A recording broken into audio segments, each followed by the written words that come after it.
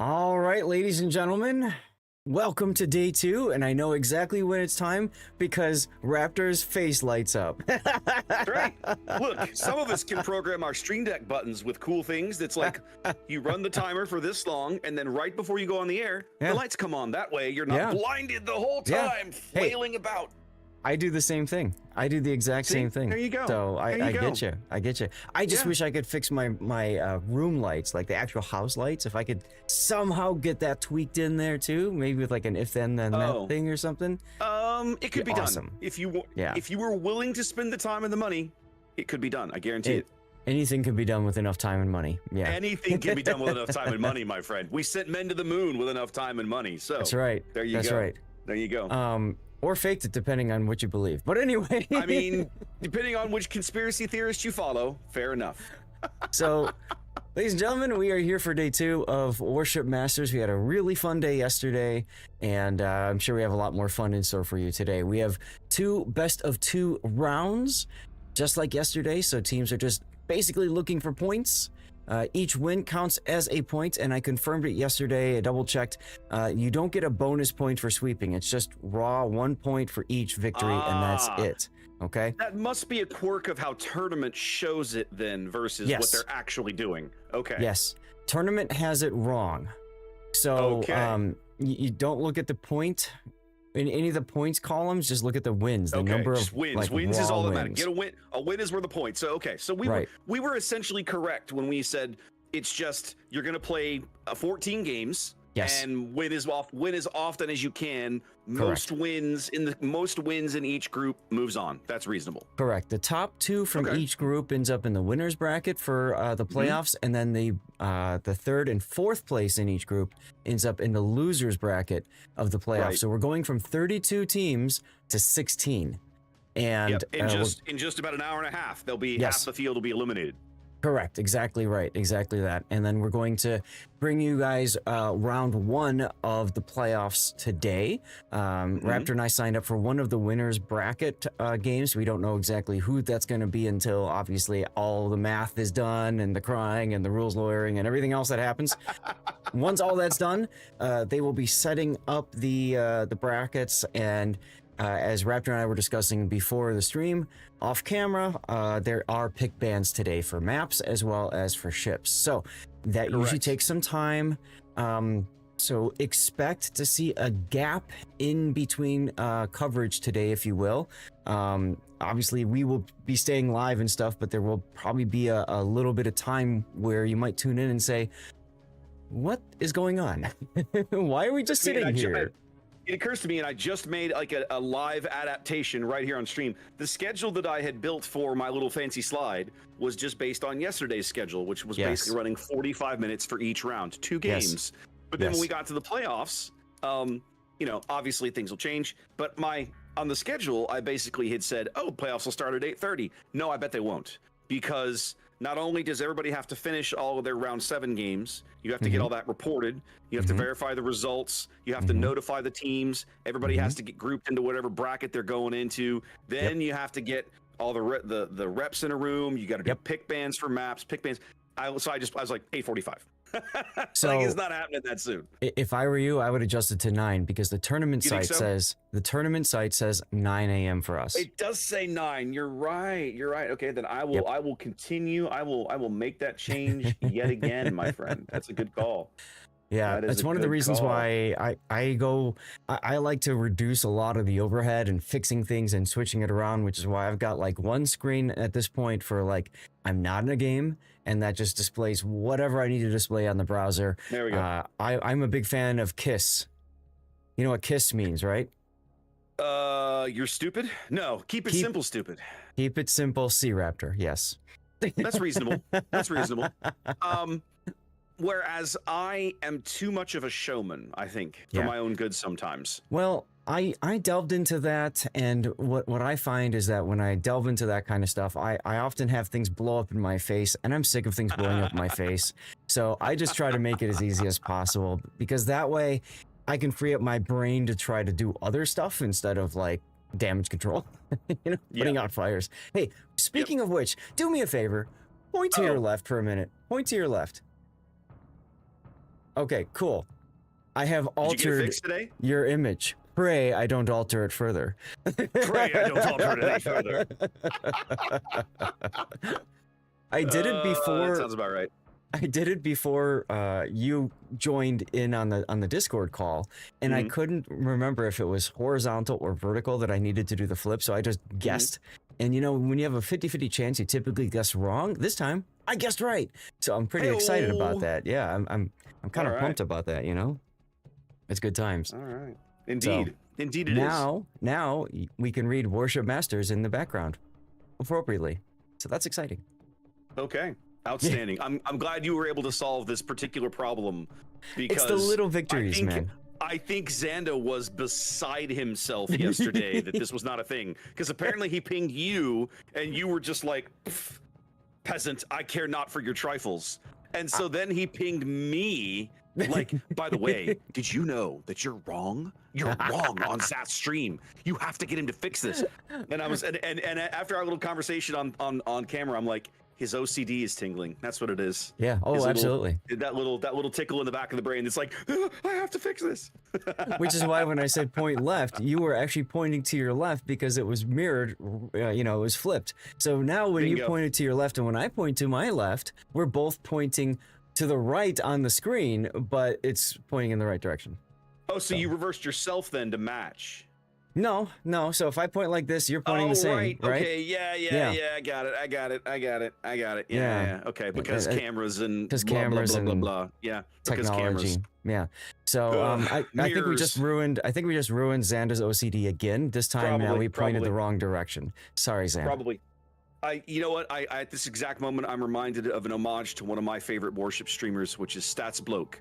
And he has that great little random thing on his stream where the woman pops up and goes, pork markets. Like, I just, something about that complete non sequitur on his stream, every time it happens, I giggle a little bit. Like, this is amazing. Yep. I don't know how he does it, but I love that one.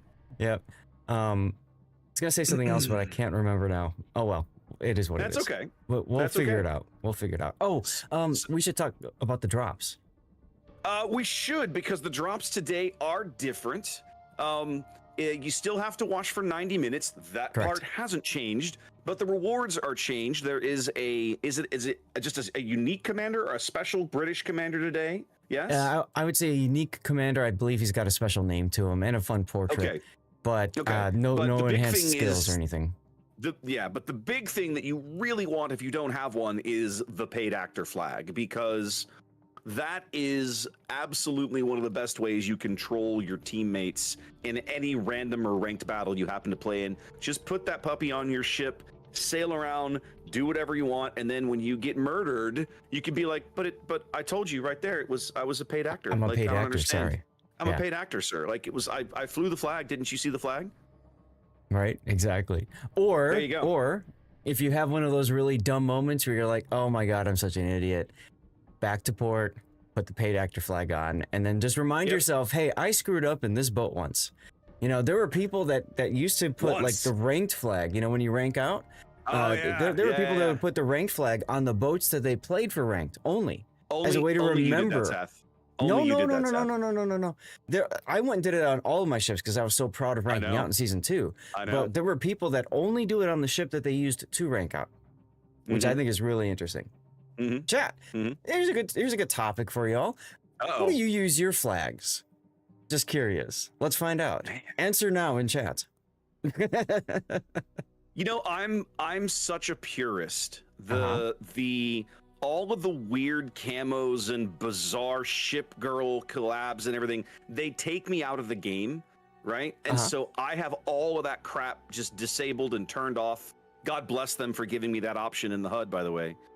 And the only most of the time when I put like decorative flags on my ship, it's I'm very proud of my community contributor flag, so I almost always fly that one. And then of course, for most of the ships now, you can fly a second one.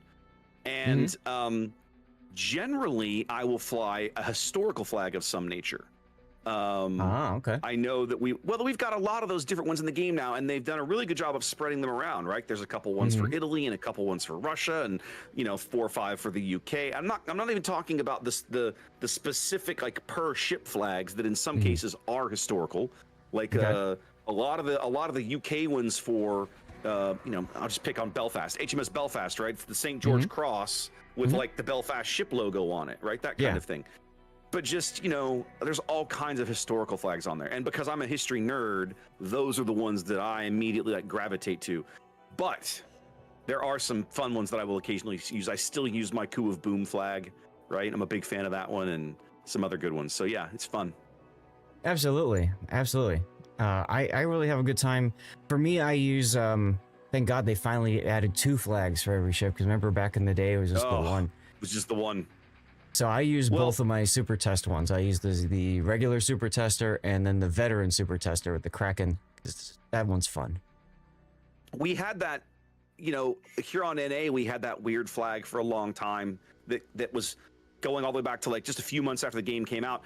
It was supposed to be a cosmetic flag, but it had economic bonuses attached to it. They were small econ bonuses, but gamers are notoriously min-maxers, right? And so you had almost everybody basically just felt compelled, like, well, I have to fly this flag. I have to be maximizing my credits and XP earnings every single time I play a ship and so on. Yes. And there was the loud outcry for all those years. They finally added the ability to unlock a second cosmetic flag, and then of course, as the big econ rework several years ago, they turned off all the econ bonuses on cosmetic flags, and now it's all tied to the camouflage system, which is just different. So it's different, yeah. For those of you guys who weren't around way back in the day to learn all these stories, yeah, you could have a flag that would give you 5% bonus to credits, ship XP, and commander XP, or free XP, one of the two of those. I think it was free XP.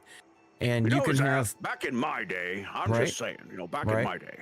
And you can have in some ship lines they allowed a second flag. So, for example, you could have the CC flag, which gave you some bonuses, on top of the military month commander flag, which they only gave out 1 year and never again once they realized how bad of an idea it was to impact the economy that way.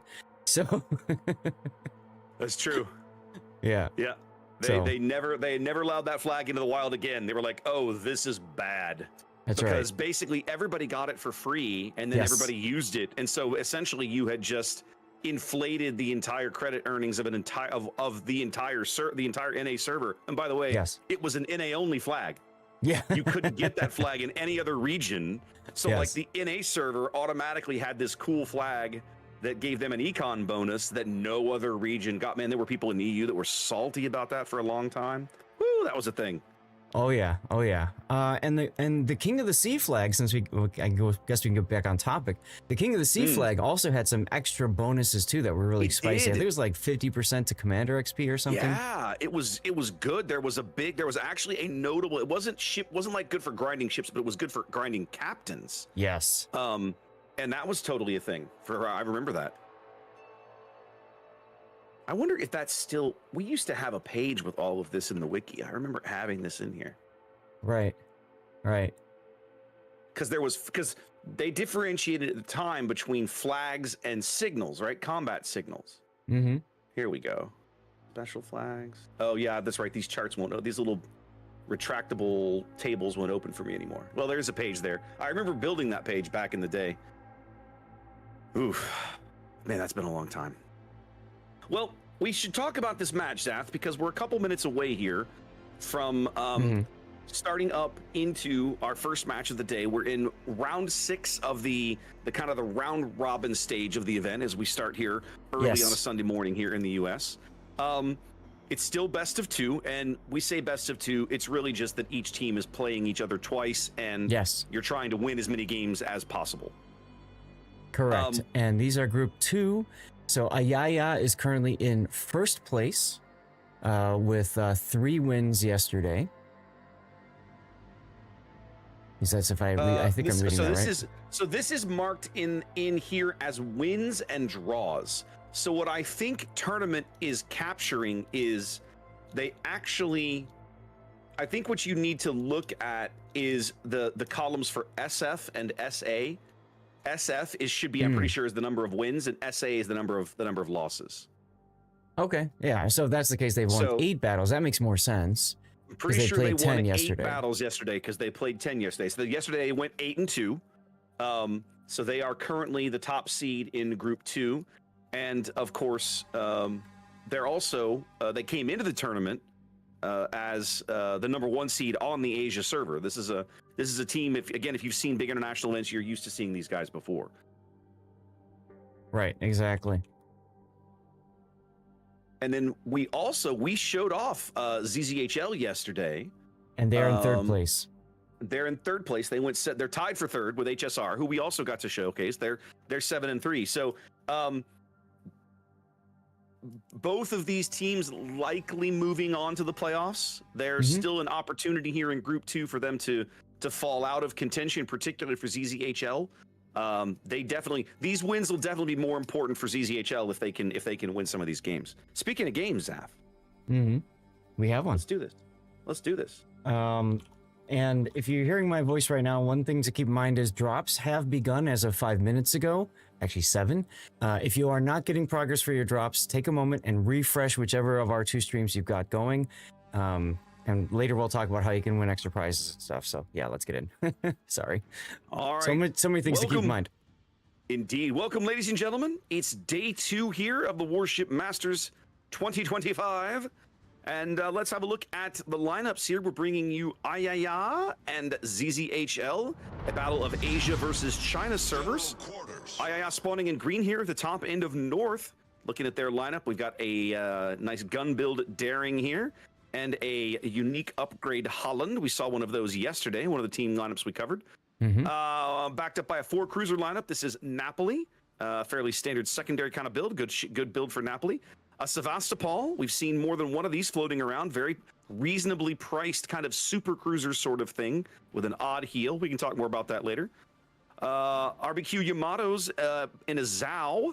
Let's see. Yep, unique upgrade, kind of as expected and outnumbered. I'm betting he's going to spend his time on the flank they're expecting to receive a push from. Muon's Puerto Rico, a little bit of radar and RPF. And then backed up by a single battleship here in this lineup. That is Snowy's Kremlin here. I don't see anything in that build that really looks that unusual. Zaf, what's ZZHL doing at the bottom end of the map? Well, ZZHL is looks like they're going heavy towards the seaside. They've got 2 ships now starting to enter the BCAP. That would be Daдаo's Daring, also gun build, and then we've got a Zhao with unique upgrade. Heading the other direction, we have a Hildebrand. Our first time seeing a Hildebrand in this tournament. A very expensive boat at that, playing goalie right now, scouting with the planes. We got a Cassard and a Brennus working their way towards the flank, as well as another Brennus and a Sevastopol. So it looks to me like they're fixing to do a big 9-10 push. Yeah. I do believe, Zaf, that Hildebrand is the single most expensive ship that we have yet seen fielded by any of the teams we've covered in the tournament. 27 points. Yeah, she's very expensive for good reason, of course. And for, again, people that maybe are new to the tournament today, the way this tournament is balanced has nothing to do with ship bans or preventing certain ships from playing. It has everything to do with a point value system. So every ship has a point value. You can see it probably on both of our screens. If you look on the panels, you can see a point value next to the tier 10, the X, Roman numeral X. You'll see, for example, Kremlin is 20 points, and Hildebrand, as Raptor mentioned, 27. Each team has up to 100 points to distribute for the match. I think that's about it. Nope, that pretty well covers it. Both teams deploying very, very differently here. You can see a simple 5-2 split for ZZHL here in red, and it's a much more conservative kind of 3-3-1 sort of thing here, with the Kremlin hanging back towards mid for Ayaya, but the Zhao Zath is going to end up pushing down the 3 line over here. I wasn't expecting them to use Zhao in this fashion. As a pusher? Yeah. I mean, the nice thing about Zhao is that it can be pretty flexible to do either one of those things as long as they can get on the flank. That's really the key for it. But you're right, it is better suited as a kiting boat because of the torpedo arcs. Oof. Well, they got Prey to open up with his guns and immediately got punished. Both Brennises just clapped him for about half his HP there. The Hildebrand fighters torpedo bombers doing brilliant spotting work here in the early going. Yeah, and that showcases the power. Yeah, power of why the point value is so high for the Hildebrand, really. Yep. All about that early spotting and informational damage that you ordinarily wouldn't be able to get any other way. Ayaya with the early cap advantage here, working slowly creeping up towards about a 100-point lead. Their push beginning to develop down the 3 line here as they're putting some pressure onto Dow's Daring, having already driven NN's Zhao farther to the south. It's interesting, ZZHL's Cassard was radared by the Puerto Rico and just happily chilling there, taking shots from Preq's Daring. I don't know why he wouldn't have just W'd forward, got out of radar range, and then backed up, but what if? Well, the situation at the C cap is going to get very interesting very soon, right? The double Brennis push up the 10 line, starting to bear fruit. They're shoving Kara Akatsuki Sevastopol back away from the cap, which is leaving Preq basically on his own. He doesn't really have any support at all, and they're rotating Muon's Puerto Rico off of that cap, pushing him through mid with the Kremlin. They're just collapsing onto the B cap here, and in fact, the Hildebrand, who has been reversing the entire game, if he's not careful, he might find himself in dire straits here. He probably needs to find his engines. Yeah, so a lot of times when I play a carrier at the start, I like to just hit the S key as well and reverse. The only problem, he's recognized it. The only problem is if you keep reversing and forget to stop reversing, you get stuck on the border. 2 destroyers gone, by the way, over at the A side. Have a destroyer trade well to the southwest of the B cap as BYF's Napoli, RBQ's Zhao going to probably turn and head into the B cap. That's going to leave the Hildebrand with a lot of different things to kind of work out here. Now, Muon's Puerto Rico, I thought they had brought him through this channel here in the middle of the map. I thought he was going to head south. It turned out they rolled him around and turned him north again, Zath. I like this play. Yeah, well, we got the toilet bowl going on, right? We've got one team pushing on one side and then another team pushing on the other. So Puerto Rico flipping around is designed to just slow down the enemy push. I like it. Yep. Preq's Daring here is going to be in a bit of a pickle. He's got a German, well, it's not a German Hydro, but he's being pushed astern by a Hydro ship. Oh! Yeah, well, he also got spotted and dunked on by the Hildebrand. The Hildebrand bombs through the smoke, absolutely just dunking him there for about 8,000 damage. Wow. I'd say they're getting their money's worth out of this Hildebrand, Zath. You know what's scary is if teams realize just how powerful this ship can be. Wait till the playoffs, everyone. Yep. We'll see how that turns out. There goes Cassard rotating back, trying to slow up this aggressive Ayaya push down the 3-4 line that has barely basically kept them on an incredibly narrow lead. 7 minutes in, only 5 points between these teams. I down a ship. Yep. I think one of the big things for the Cassard is he's got to keep away from the Hildebrand, right? He's got to keep his teammates safe. Yeah. Pucker moment there as torpedoes go by. Well, WX's Sevastopol kind of now a bit, I won't say caught out. That's not true. But Muon's Puerto Rico, obviously the pick target for the double Brennus push behind him. Mm-hmm. The trick is that WX is kind of set up in a position where he is catching shells from the south, and he can only push so far forward because the Kremlin is out there kind of gatekeeping him a little bit as well.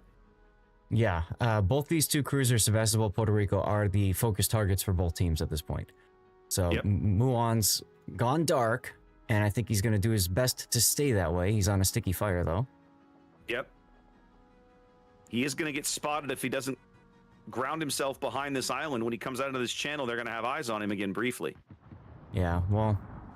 Ooh, that was a nice well-timed AP salvo out of the Puerto Rico. Let's see if it generates a nice return. Decent. Decent. I'm sure he was hoping for more. I was too, honestly. Probably was hoping for more. I think he underlet it just a hair. Yeah. Oh, here comes the Hildebrand to go and spot the Puerto Rico. Well, they can spot him, but at the moment, the Sevastopol is the only one who's going to have shots on him.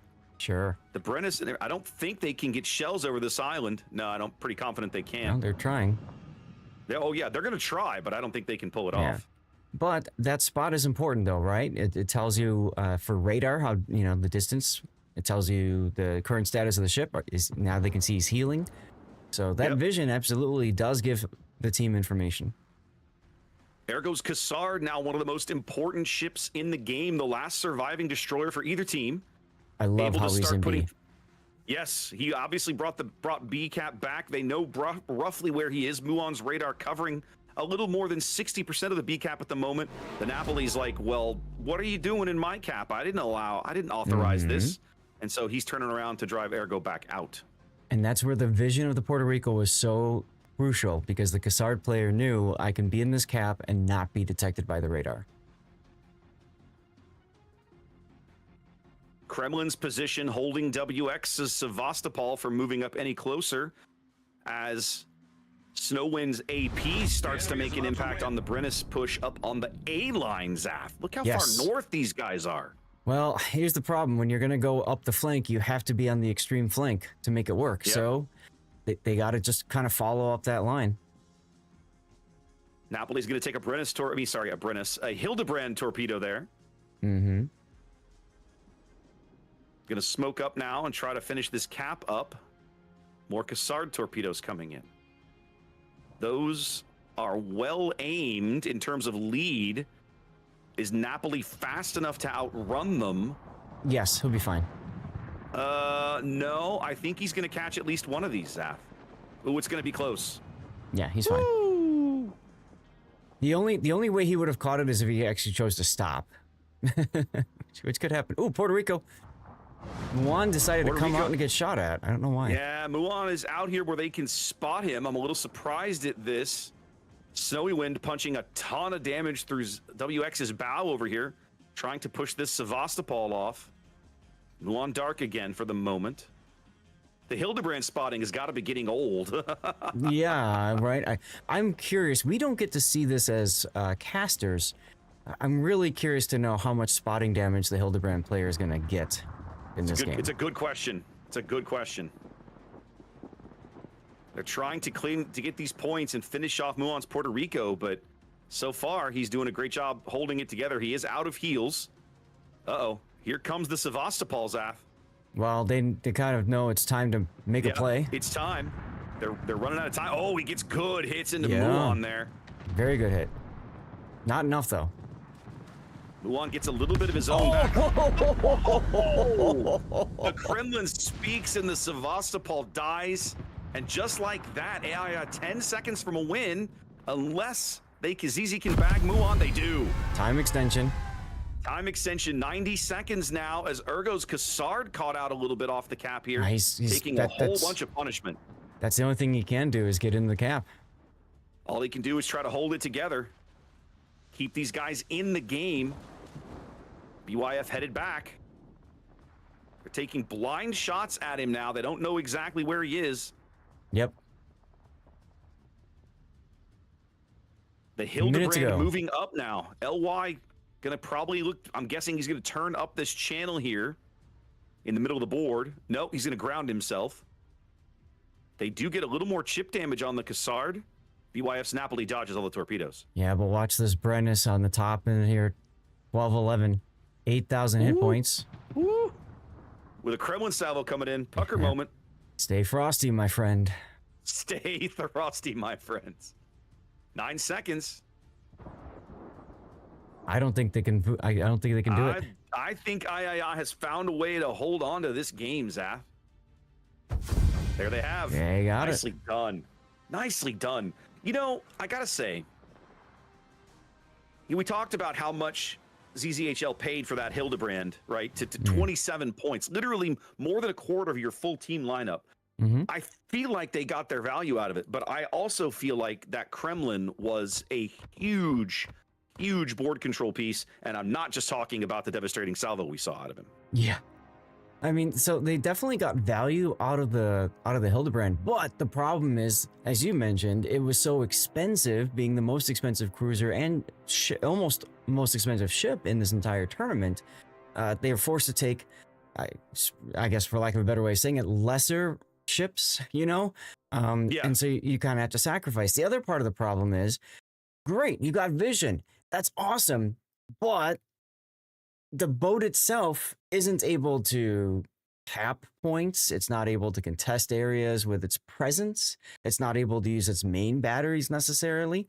So you kind of take that ship out of the battle. It's also one less ship on the line to be possibly shot at, tank damage, etc., etc. So you're asking your teammates to do a lot more while you're sailing around spotting for them. You're asking each of the other 6 other players to basically carry more of that shared workload. Bingo. You and I have been commentating long enough that we can remember going all the way back more than 5 years when carriers were still a thing in competitive play, when early King of the Sea and Supremacy League played carriers. That's the most carrier-like ship that I can think I've seen in the modern game. What we just watched is the closest thing to like a classic King of the Sea or Supremacy League game where one team brought a carrier and one team didn't, that I think I've seen in years. Yes.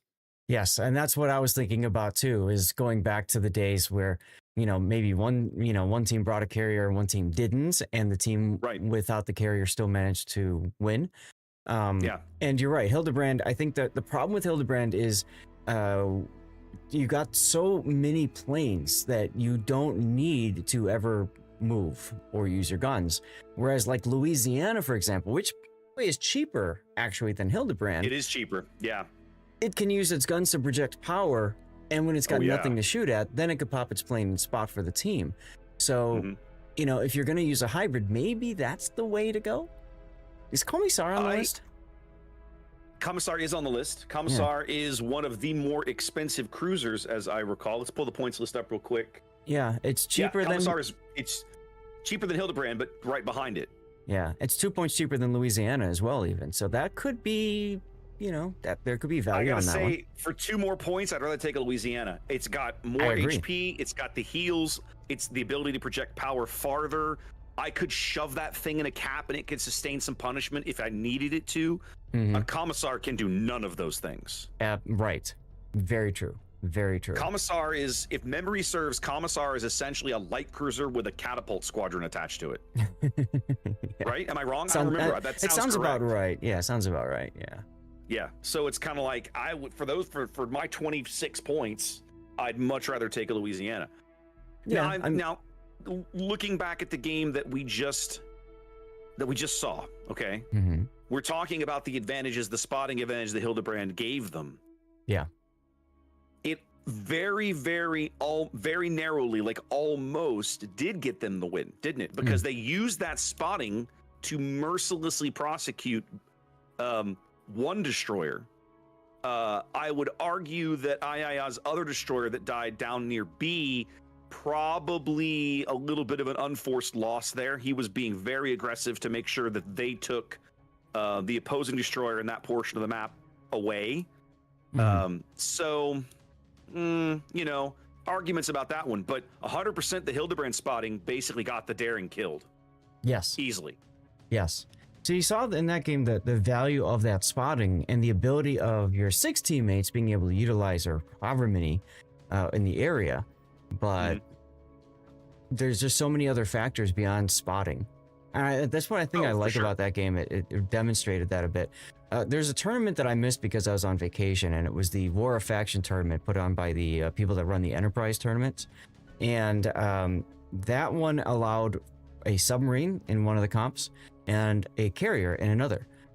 So I was asking, like, how did it go? And they said, well, it didn't really have the impact we were hoping, which is interesting to hear about. It's very interesting to hear about. That is interesting. You know, you and I haven't talked about it because we've been casting the event, but one of the things they've announced that I'm really looking forward to that's coming to the live servers soonish, right? The classic mode, Warships Classic, right? You're going to go back and in this mode, you'll only be able to play ships up to patch, I don't know, whatever it is, 6.4, or whatever the hell it is. And I think that's going to be a lot of fun for folks. Oh, absolutely. Absolutely, yes. At the same time, though, I've heard that some people are maybe a little disappointed with it because it doesn't have necessarily the ships available that they wanted to take into a mode without carriers and subs or whatever. So you can't have it all, people. You can't, but I'm looking forward to messing around with that and showcasing it and just reminiscing, right? There's so many players now, even regular viewers of both of our streams who didn't play the game, haven't been playing the game as long as we have. They don't have memories of these eras where, like, back in the 5.1 days or whatever, where it was just America and Japan and that was it. There was nobody else, like that kind of stuff. Right. Pepperidge Farm remembers. Pepperidge Farm remembers. All right, Zath. Game 2 is loading. Shall we go check it out? Yeah, let's go take a look, huh? All right.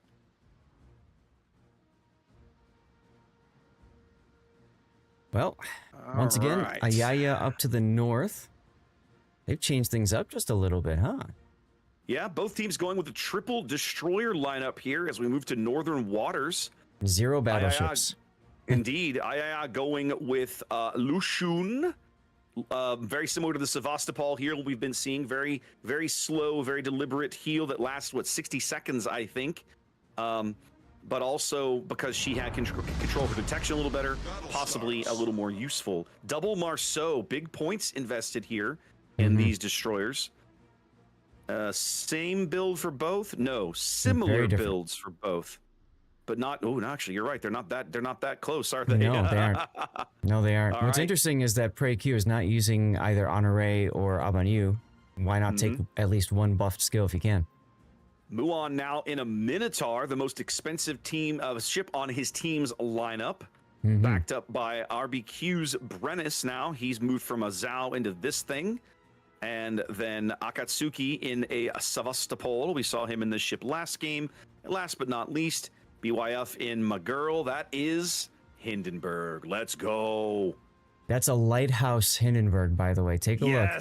Yes, I'm excited to see this. Wow. We've now seen Hindenburg quite a bit in this event. We saw our double Hindenburg yesterday, and another team fielded her at one point. I'm excited, Zach.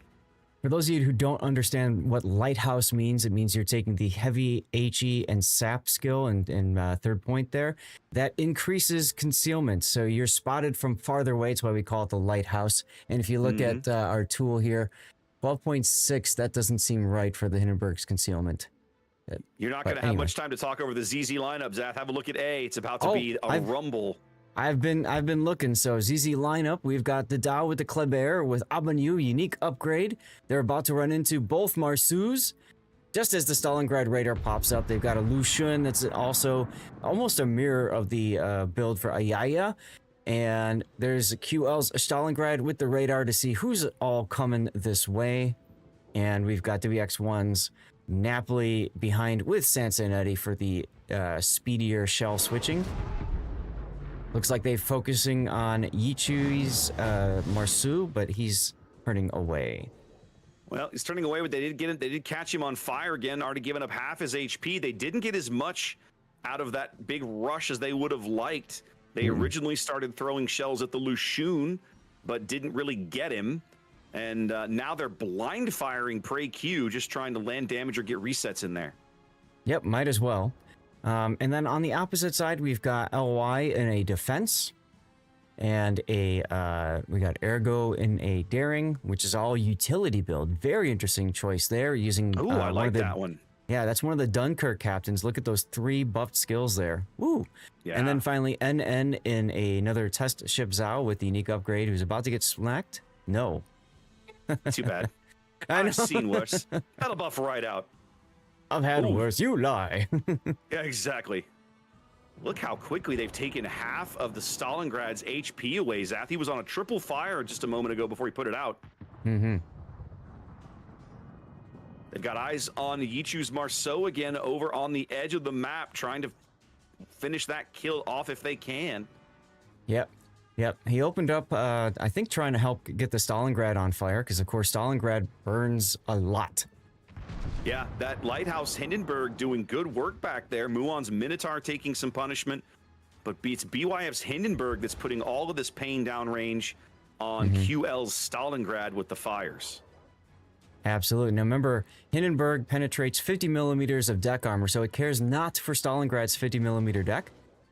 So not only is he starting fires, he's also getting penetration with the damage, and because he's got the Lighthouse build, he's doing more damage with those HE shells penetrating the deck. Brilliant. Yep, that quarter pen on the German HE being impactful here. Stalingrad's 50 millimeter deck not doing him any good, as Zath points out, and then of course Hindenburg, long known as a fire starter, they've pushed QL all the way back to the eye line, and he's still running. And he's still spotted too. Oh, there he goes. Yeah, I was gonna say, I thought he was dark finally. I'm watching BYF's final shells to see if he gets another fire going. ZZHL finally realizing the threat this Hindenburg represents. The Lushun starting to take him under fire, as BYF's like, well, we can all play that game, my friend. As a destroyer, I am not excited to get into a gunfight with the Hindenburg. Let's just put it that way. No. Yeah, also putting good pressure on the opposite side of the map. LY's defense is also at half health, actually below that. Goodness. Yeah. Trading very well, aren't they? Yeah, they seem to be getting good work out of that Sevastopol and Brennus. And looks like the Lucian even got some damage in on the defense with his torpedoes. I gotta say, Zath, I've never played Brennus, but after this tournament, I kind of want to go check it out. Ooh, Radar Minotaur, Yeah. Muon making a dive for the island along the edge of the map here. They're going to finally push this Lushun out of the way. Look at all the shells falling on 12-11. Yeah, but that's okay. He's got a heal going for another 30 seconds. He'll be fine. Trust. Yeah, he'll buff right out. I think he's finally realizing he can't sit there. Well, he's trying to play, engine games, juking shells by speeding up and slowing down. It's working to some extent, just because of the duration it takes for some of these shells to arrive on station. Prey Q now trying to go dark, seeing if he can reverse into the cap and pick it up. QL's Stalingrad has pushed through a heal and is rotating back north. This AP salvo coming in on BYF, he might get some revenge. Nope. Nope. Turns out the laser guns don't work quite as well at 19 kilometers, Zath. Mm-hmm.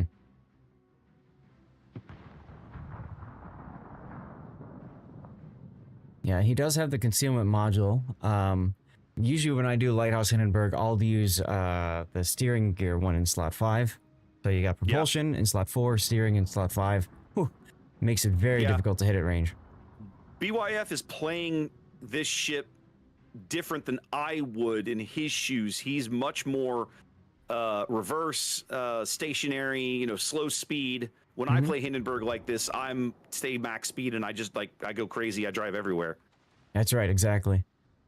WX1 does take a torp in the rear. His DCP is down. He's about to take a torp in the bow as well. That'll be 2 torpedoes, and he's going to come out broadside in front of, well, Hindenburg.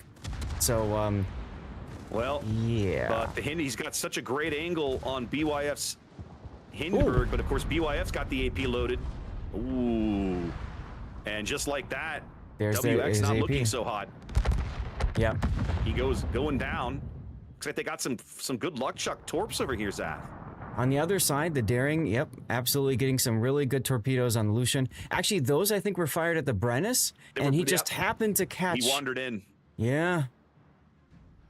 I always talk about that when like I'm covering replay analysis for destroyer players. Like the worst thing you can do is cross in front of your opponent's torpedo aim for whatever ship you're trying to sail near, like a battleship or cruiser or something. Yep. Well, things are about to get spicy over at A. The Minotaur's trying to edge around this island and peek the Kleber. There we go. Finally starting to get him here. A couple of salvos will probably put him right off the board, and there he goes. Well, Hydro sticking. Those torpedoes should go nowhere. Ayaya loses another asset on the other side, so now it's just the Sevastopol. Yeah. Katsky's got the heel going now, but sure. He needs to get out of sight for that heel to do him any good. Things going really well for Ayaya over at the A-cap finally, but it's cost them basically most of their team over on the 9-10 line.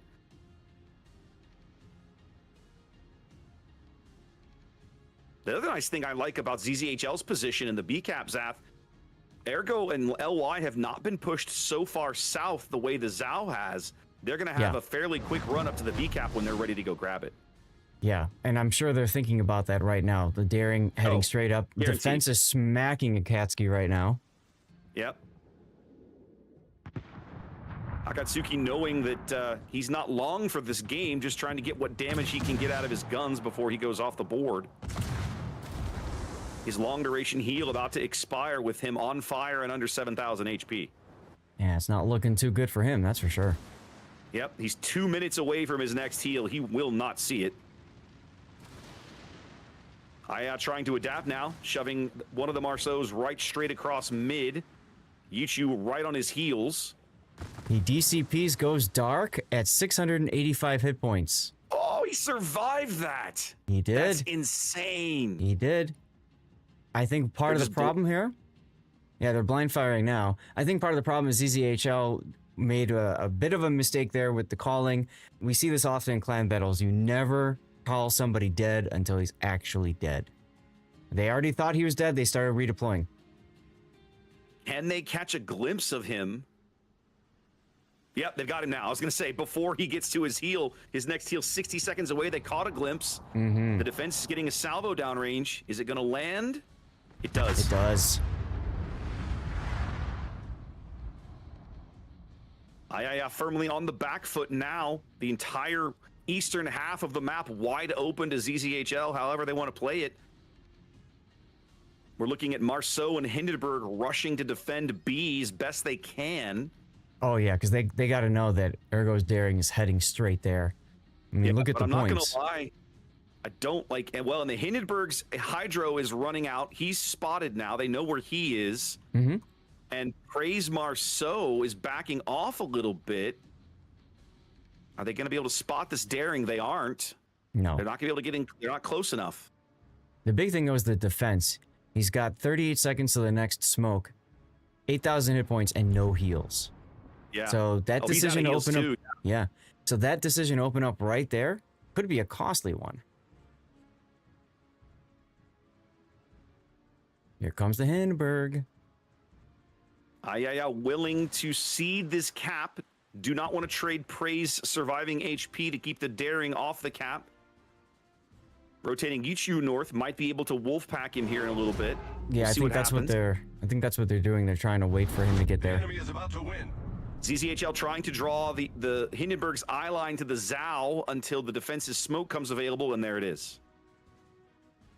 Exactly. Now he's going to open up on whatever he can. Ooh.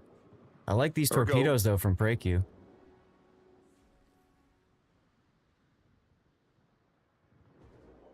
They get a quick glimpse of the daring and do get some damage downrange on him as Yichu now driving directly into the cap. Boldly, he's spotted. Now we're going to have just a gunfight. Straight gunfight. I can't imagine Yichu's going to live very long here. Yeah. No. The defense claps him for about 5K. But... And they finish the kill. They have to get the kill on this daring for this to be worth it. Nope, Yeah, they can't see Daring's- her go anymore. No, but he's on 2 fires. They're More shells falling in. They're fishing hard. They are. His next heal's 55 seconds, so he's going to burn out, Zaf. He's not going to make it. Nah, he's tapping the R key. Tap his that DC R key.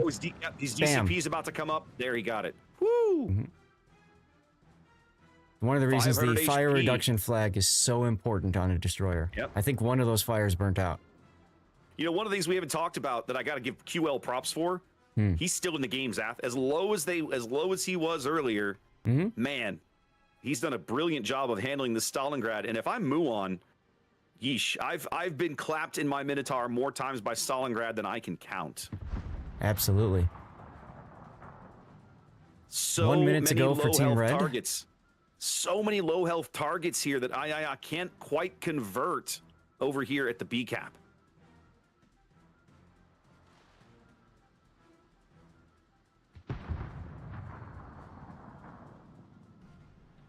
There you go, getting a heal. That's his last one. And just in time for the Lucian to show up to help support up here. So I don't see a way Prey for now a spotted Yaya to again. get back in here. No, I don't think they can now. They've been able to rotate too many ships. It took too long for all this to kind of come together, and not able to pick up these kills. You know, the daring down to 500 HP, got to his last heal, and now he's still in the game on 3,500 HP. They'll never see the defense again. Nope. But it was a valiant effort, but game 2 is going to go to ZZHL here. What a great series. Take a look at the south. QL is very low. 2 seconds. Not enough time. No. Not enough time. The Minotaur picking a Yes. fight with him. That is Yes. balls of steel. Look at that. I mean, it's what you got to do at the end when Yeah. you know, do what you just got to do. not enough time. If he started that a little bit earlier, that could have been a very important time extension for Ayaya. We talk about it, Zath. We've talked about it before, and I got to repeat it for folks who might not have seen international play in King of the Sea, right? Or King of the Sea, or if you're used to seeing King of the Sea, or used to seeing like the E or the NA teams play. Guys, when you sit down and watch World of Warships and you're watching an Asia or a China or the old RU teams, and some of those play on EU now, those guys come to fight, okay? Yes. They're not afraid to take risks. They don't take stupid risks usually, but they're not afraid to take risks, and they are there to fight. So much of the competitive play in Warships for the first, several years of the game revolved around board control, very deliberate, very precise, very, I'll be honest, sometimes very boring to watch. But Yes. when you watch an Asia or a China team, they are not boring to watch. No, and they typically have very aggressive plays. They just come out swinging. Yes. And Yes. and that was something that we also liked. We also enjoyed from the old Russian teams as well. The CIS server back before all the craziness. Watching those teams play as well. Like I remember watching North and being like, how did that happen? Somebody Yes. tell me, like, please, can I get a play-by-play for what I just saw? Because I don't even understand it. So, Yes. but Raptor's exactly right. This is a far cry from the old NA style, and I would argue also the old EU style, which is Very basically much like, EU. okay, fine, you can have these 3 caps. We'll take this 1 cap or whatever, and then about 7 minutes later, we're just gonna flip the game and win. Like, okay. And Raptor and I just sitting there like, okay, well, this is happening. When are we going to get the action, Crazy. Oh, that was a fun battle. That's a good way to get started. Good way for the morning to start. Let's go. More of that, please. More of that. Yes. Ah. Yes, All we'll right. have some more of that. The next game is up, by the way. The next I was looking for it. I don't see it Room. in here. Oh, there it is. Yep. I Yep. just find. Okay. Took me a minute. I looked right at it apparently and didn't see it. But we're Yep. here now. So this is going to be throw and stock. Something pissing me off. Let me see here. Throw and Stuck. Throw is currently in first place, tied with Resin, and Stuck is in dead last. Where are you? Group 4? Group 3. Group 3. Yep. Stuck 2 and 8 coming into this. Throw at the other end of that spectrum, 8 and 2. Okay. So Stuck has the possibility of being a spoiler for Throw if they can take 2 games off of Throw, right? And Survivor can win 2. That would be an interesting tie. And ties typically go based off of points at the end of the battle. So then you'd have to go and add all those up to try to figure out. I think it's either that or it's when the 2 that tied faced each other. That could be it too. I can't remember exactly. No, according to the rule set, what they're doing for tie breaks, should 2 or more teams be tied, the total point difference according to the tournament website. Okay. So remember, guys, it is the total points. Okay, you may not know this anymore, but what happens now is all the tournaments in the game, all the big tournaments, the cash tournaments like this, are managed through a semi-official website. The teams upload replays of their games to the server. And then those replays are analyzed for things like, what was the final score? Oh, it was 1,000 to 561. Okay, great. Your differential was 439. So over the course of multiple games, that differential adds up on your wins, and that's what they're using for a tiebreak. Exactly right. Yes. And so any player can actually go to this site. It's called wows-tournaments.com. And any player can go to the site. They can look at the battles. They can look at the point values. And they can even download replays and watch the game from the player's perspective, which is something that I like to do during break times in between, because what else are you doing anyway? It is a lot of fun occasionally to go back and look at replays. And of course, we'll have the opportunity to be doing that. We have the opportunity to do that as a part of what we do here on the caster desk. Like, we can go download replays, share them on OBS, talk through them. They get to where they do that on the official casts a lot. Yes. They typically have more time to kill. Yes. We haven't traditionally done a lot of that unless we have a big break. Correct. Now, also because of the replay render tool, because of the micro patch that just happened, the replay render tool is actually broken for this weekend. So there will be no replay renders at all. Yeah. I didn't know that. Okay. They have to patch that thing every time, or is it just this particular patch broke it?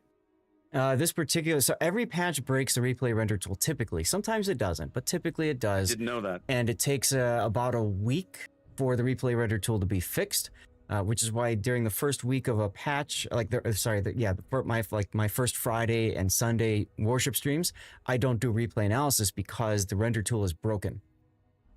You use it a lot more than I ever have. I pretty much only have ever used it for tournaments. You make regular use of it on your replay analysis streams that you do. Correct. Exactly. Okay. Exactly. Okay. Also, real quick, we should probably mention for people how they can win stuff and things by watching you and me, right? We can put that up again. We hit at the top of the stream, but go. Talk them through it one more time. So we got the drops, of course. Everybody gets a drop. It's a 3-point captain plus the paid actor flag. Raptor, I believe, is doing giveaways on Discord, right? For your viewers. On my Discord. Okay, so you keep pay attention to his Discord. They announce when there's a giveaway up. You can enter it and all that good stuff. He's got his mod handling that. On my stream, it's basically just on Twitch. You just have to be a follower and active in chat. Generally speaking, as long as you're typing something like every about 10 to 15 minutes, you're good if you're worried about that. And I've got a bot that just automatically picks somebody and eats out a code to the winner. So for example, we already got rid of Coal Container this morning that way. Sweet. Nice and easy. Sorry, I'm just looking at standings here. No problem. No problem. This is the last round, okay. So this is do or die for any of the teams that are in 3rd, 4th, and 5th place, really. I'm kind of looking to see who's on the bubble, and I gotta say, Zaf, the group that interests me most is Group 4, because at the moment, with you, we don't have all the results of this round that just wrapped up reported into tournament yet. Yeah. But at the moment, that I'm looking at this, there are 4 teams tied at 8 wins each in Group 4. Yeah, I'm looking at that too. That's kind of cool, man. That's pretty cool. It's cool for us, but if I'm a tournament org, I'm scared. Nah, they got stuff for all that. They got breaks. They got roulette tie breaks for all that. Yeah, but you're absolutely right. Other groups, Pumbaa and AAO, for example, that's going to be an interesting fight for them in Group 2. And in Group 1, Air, DMH, it's going to be interesting too. Well, you want to go show them this game, Zath? I guess we could. I guess we kind of could.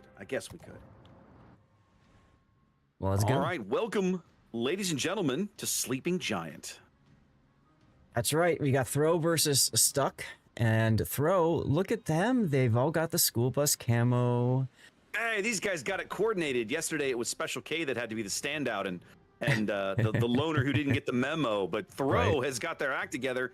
Everybody driving the bus today. Starting here with Udum's Attilio Regolo. We've seen a couple of those floating around. Not a lot of success yet. Curious to see how they use that ship. Kappa's Holland, unique upgrade. Extra heals and that, all that jazz. Better Anime's Ragnar, one of the more expensive destroyers. Highly capable with that radar. Another Zhao, Tobiaso in a Zhao. Let's see, unique upgrade, yep. Another Oranji. Yuki, nothing there that really looks all terribly exciting. Friedrich de Gross in a Stalingrad, a range Stalingrad, backed up by a single battleship. Melvin here in Zabungo. We've seen a Bungo before. Bingo, bango, bungo. Yeah, I gotta mention real quick too. It's cool to see Toby back because I could have sworn Toby took a break for a while. Yeah.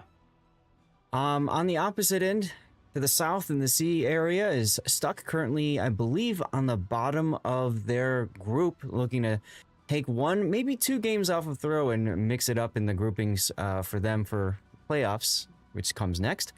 Is Doofus 6 in the Oregolo of his own, in a very more utility build setup. Boosted is boosting with engines and his small end, with Jersey Mike as the special captain with the buffed Adrenaline Rush. Got a Donut in a Castilla. We saw Castilla yesterday doing some good work. We got Ayanami, apologies, in a Salem with Reload. And Skills Beat Meta. That's a great name in the Stalingrad. Love that name. Yeah. And then we've got W Key Enthusiast in a Grozovoy with unique upgrade. Unique upgrade, Grozovoy. And there's a name I've seen before, Shrimp Dance in another Castilla. Only one team fielding a battleship here, but 2 battleship Stalingrads in the game. We'll see how much impact that ends up having. Very early torpedo salvo here from Kappa as both Stuck destroyers race into the A-cap. I'll be really curious to see if the timing on this works out. I think that's right. For Boosted, that might actually be they're going to be in front of him a little bit, I think. And as a quick reminder, sure. Throw is EU's number 3 team, and Stuck is NA's number 8. Okay. Quick look at how the teams are deploying. Ooh, we've got Ragnar and Regulo and Bungo pushing the 10 line. Already some early action over here. W Key Enthusiast is going to be in a bit of a pickle here shortly. Yeah, and he used his engine boost early for position. The problem when you do that is now you can't use it when you need it to disengage. So he's forced to use a smoke. Yep, gonna smoke to disengage here. They still chip away about almost half his HP. But of course, Ragnar does have radar, so at some point we might see him try to use the radar. And Shrimp Dance just got smacked by the Bungo. Yep. Now, question for you, Zath. Help me out. What is Grozovoy's unique upgrade? I had a feeling you were gonna ask me that question, so I have the dock open, and it's called the main gun automatic loader. And this is 18% to main battery loading time, 7% to main turret traverse speed, but a 20% nerf to torpedo reload. So basically, it makes the Grozovoy more of a gun-focused boat at the cost of torpedoes. Got it. For the moment, W Key staying just barely ahead of this Ragnar radar. Look at that. Look at that. Mm-hmm. He's about to fall into it. He doesn't know this, of course, but it's always fun to be able to put the lines on the map and see how close folks are or aren't. Yes. But of course, it doesn't matter if you're in range of the radar if the radar's not being used, so. That's true. Early cap advantage here, working out for Stuck. They dashed to A with their destroyers. Got that done. Now it looks like they're pulling them back. Yeah, they're rotating them back to try to help slow down this mess coming at them down the 10 line as the Regalo takes a Grozavoy torpedo. Yep. Oh no. Or was that a was Castilla torpedo? Was that Castilla? Anyway, Ragnar radar does go up. Yeah. Somebody hit him. Somebody had to hit him with a torpedo. That's right. That's right.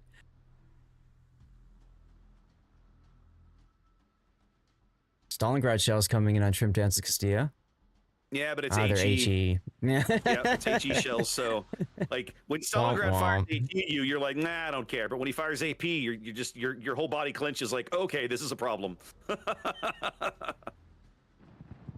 Bungo shoves 10K down the short axis of the ship there. Yep. Stalingrad punching the Bungo for 20K. Look at that. Bungo disrespecting those Russian railguns and paying a price for it.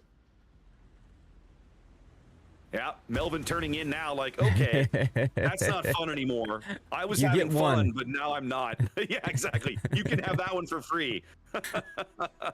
Next one, I'll take your head off. Well, it's about to be a giant rumble in the bottom right corner of the map, Sath, although yes, Ragnar and Regalo are like, nope, we are out of here. Check it out.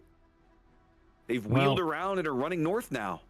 I think when they see the Stalingrad having their flank, they realize that they possibly have overpushed, and they're probably also sensing a relocation of destroyers. Well, they would be sensing correctly. Mm-hmm. Better enemies, Ragnar getting spotted there, so they can the Smolin and Regalo for Stuck can probably presume now that things are calming down. We know now the A contested, of course. Yuki's Oranji now in here opposed by Ayanami Salem, so A going nowhere. It's a 90-point lead and holding for Stuck. Man, look at poor Donut on the over on the 3 line. Yeah, I was watching him earlier. He's doing fine. Actually, you know, he's one ship holding 2 back. So yeah, he's pulling his weight and then some. It feels bad when you're like in a 2v1 like this and there's just nothing you can do about it. Mm-hmm. But at the same time, hey, at some point, if you lose that 2v1, you can say, guys, I was in a 2v1 the whole time. Yep. Not my fault. The Hunter has kind of become the hunted here as Throw's destroyers retreat back up the 9 line, pursued by the Smolin and Regalo, who they presume are there. They haven't been spotted, but they've either sniffed it out or suspected. I don't know which. Well, we've got Wydome with the radio location. Does Friedrich have radio location? No, he does not. Interesting. Melvin's Bungo in a duel with Skills' Stalingrad, riding the map edge. He's leaving his broadside wide open for these Stalin AP shells. Not really getting much out of them at the moment. Well, the jig is up. They know the Regalo is here now for sure. They're trying to smoke the Bungo out of here. And if you look at Friedrich's Stalingrad moving forward, I think they're trying to cut off Stuck's advance. Well, they also know where Ayanami Salem is. I think they're pincering Donut, because look at the Stalingrad salvo going downrange on Donut, but it's also going to get them shots on Ayanami. Once they figure out, well, they know where the Stalingrad is, they can clearly see him. Yeah. Ayanami's going to have to do something different than the current position he's in. Right. Some nice Castilla hits from Shrimp Dance. Ayanami realizing the threat, backing off now. Bro doing a really good job of exploiting this board position, having sucked all of these destroyers to the 10 line, way off the caps. And Stuck is kind of stuck in this position at this point. They got to get something out of this. Yes, Ayanami is stuck in the middle of you. If you think about it, I mean, he's got a Prince Van Oranje on one side and Stalingrad on the other. Well, we knew this was, we could see this coming, right? Ayanami knew this pressure was going to be here. I'll be honest, if I'm skills, I'm moving up to try to put a little pressure on Friedrich to bail out my teammate, but doesn't look like that's happening at the moment. Yeah, I completely agree. You can see Friedrich stopping so he can ensure he can't show side. Ainami getting punched out by those Dutch guns. Look at that. Absolutely just hammered. And now the 8-cap flips, and so does the lead. Yeah. Brilliant maneuver by Throw, ensuring that one Great ship positioning. can't properly angle against both threats. Great positioning. So now, Zath, I gotta talk. Let's talk about kind of the mental mind game of strategies and tournament play like this. I don't know that I've ever seen a team intentionally bait destroyers out of position the way we just watched Throw do to these guys. And maybe calling it intentional is too much. Like, maybe it's not intentional. Maybe it just worked out that way. But man, it feels intentional. Like, watching it as a spectator, it feels like this was a deliberate choice. It definitely looks like it was planned. Yeah, for them to run all the way down and then look at the map and go, oh, it's time to turn around and go back. They've had an opportunity to reposition. Yeah, no, it definitely looked like it was planned. They wanted to push to a certain point and then just turn around. And boy, were they great at baiting out Stuck. That's exactly what happened. Yeah, for sure. Ooh. Oh, big Castilla salvo there. Yeah. 20K off the Oranji. But just disappears. Shrimp Dances Castilla gets hammered as well. Yeah, he's been stuck in a bad position relative to Friedrich for a spell, and now they're trying to focus Friedrich out. This little channel dance that everybody's playing over here just north of C. Plenty of time on the clock. That's a 100-point lead for Throw, but I would not say the game is over yet, despite their ship lead. Agreed. Shrimp Dance is out of heals now, and at 4K, less than 4K hit points. Well, he's going to be fairly ineffective then. He pretty much can't open fire. We're about to see Smolland versus Ragnar at B. That's going to happen here in a moment. Kappa's Holland is going to step foot into C here in just a minute and try to bag that cap as well. Sure, why not? You can also torpedo skills because he's got the broadside on him. Yeah. Melvin at 7K, out of heals as well, and a bungo. There goes they bagged the Castilla. Yep. But there goes the bungo. So it's a bit of a trade, except the bungo I think is worth more in terms of points. Yes, in terms of points in the game, there's it's the same as a cruiser. Is it the same? Okay. Yeah. Boosted now trying to survive his duel with the Ragnar. Doesn't look like it's going to happen. Trying to dodge these shells that are certainly coming in with his name on it, and there he goes. Nope, there he goes. 25 seconds left for a Throw victory. Stuck trying to make something happen here. Regulo versus Regulo, not going to happen. Udom basically smoking up to say, nope, I deny you this shot. Ooh. And now the Grozovoy AP trying to make an impact here on Friedrich Stalingrad. Skills going to go. They're just going to touch tips. Yep. That does reset the points a few, but not much. Yeah, they've been trying to hit the Stalin with AP for minutes, and unfortunately it just hasn't worked out for them.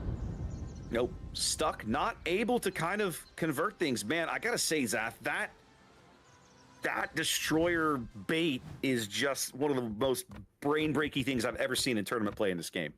I gotta say, this is one of those rare occasions where I really wish the render tool was working. I know, because right? I'd love to be able to show that again. But maybe you have to put a pin in your mind. Maybe we need to pull down the replay for this and watch it during the break in between before the playoffs. Well, I think we definitely need to come back to that one again, because either the thing that I think impresses me the most about it is either it's a pre-planned maneuver in the sense of they've run this strat before. They know, okay, by the time I go this far south, it's time to turn around and go back north because they've had time to react. Or they just read the map, read the clock, read the timer, went, you know, we haven't seen these destroyers in a while. I think it's time. Let's not risk this, right? It's a small and we know he can radar us. Let's not push our luck. And one of the other things we've seen, that 9-10 line flank on Sleeping Giant, the Sleeping Giant matches we've seen up to this point in the event, that's like the forgotten side of the map. Yeah. Most of the action takes place over around the A cap in Thunderdome on either side of that island, those islands that make up the Thunderdome portion of Sleeping Giant, but not this game. That Thunderdome was irrelevant this game. Yeah, and we've seen in the other tournament cap layout, you've got a cap on either side of the Thunderdome, and then you've got the two caps. And what we've seen when that happens is teams really then favor the 7, 8, 9, 10 line because it's a smaller area. If you can get those two caps, it's a lot easier to defend because it's a smaller area. So we've seen a lot of people do that. And it's a free run between them almost. If you control both of those caps, you can reposition ships in between them almost at will, almost without even being spotted. It's almost like it's reminiscent of Warrior's Path, the BC caps on Warrior's Path, those two big islands, the channel in between B and C. You can shove ships through there and reposition literally right across the right middle of the map.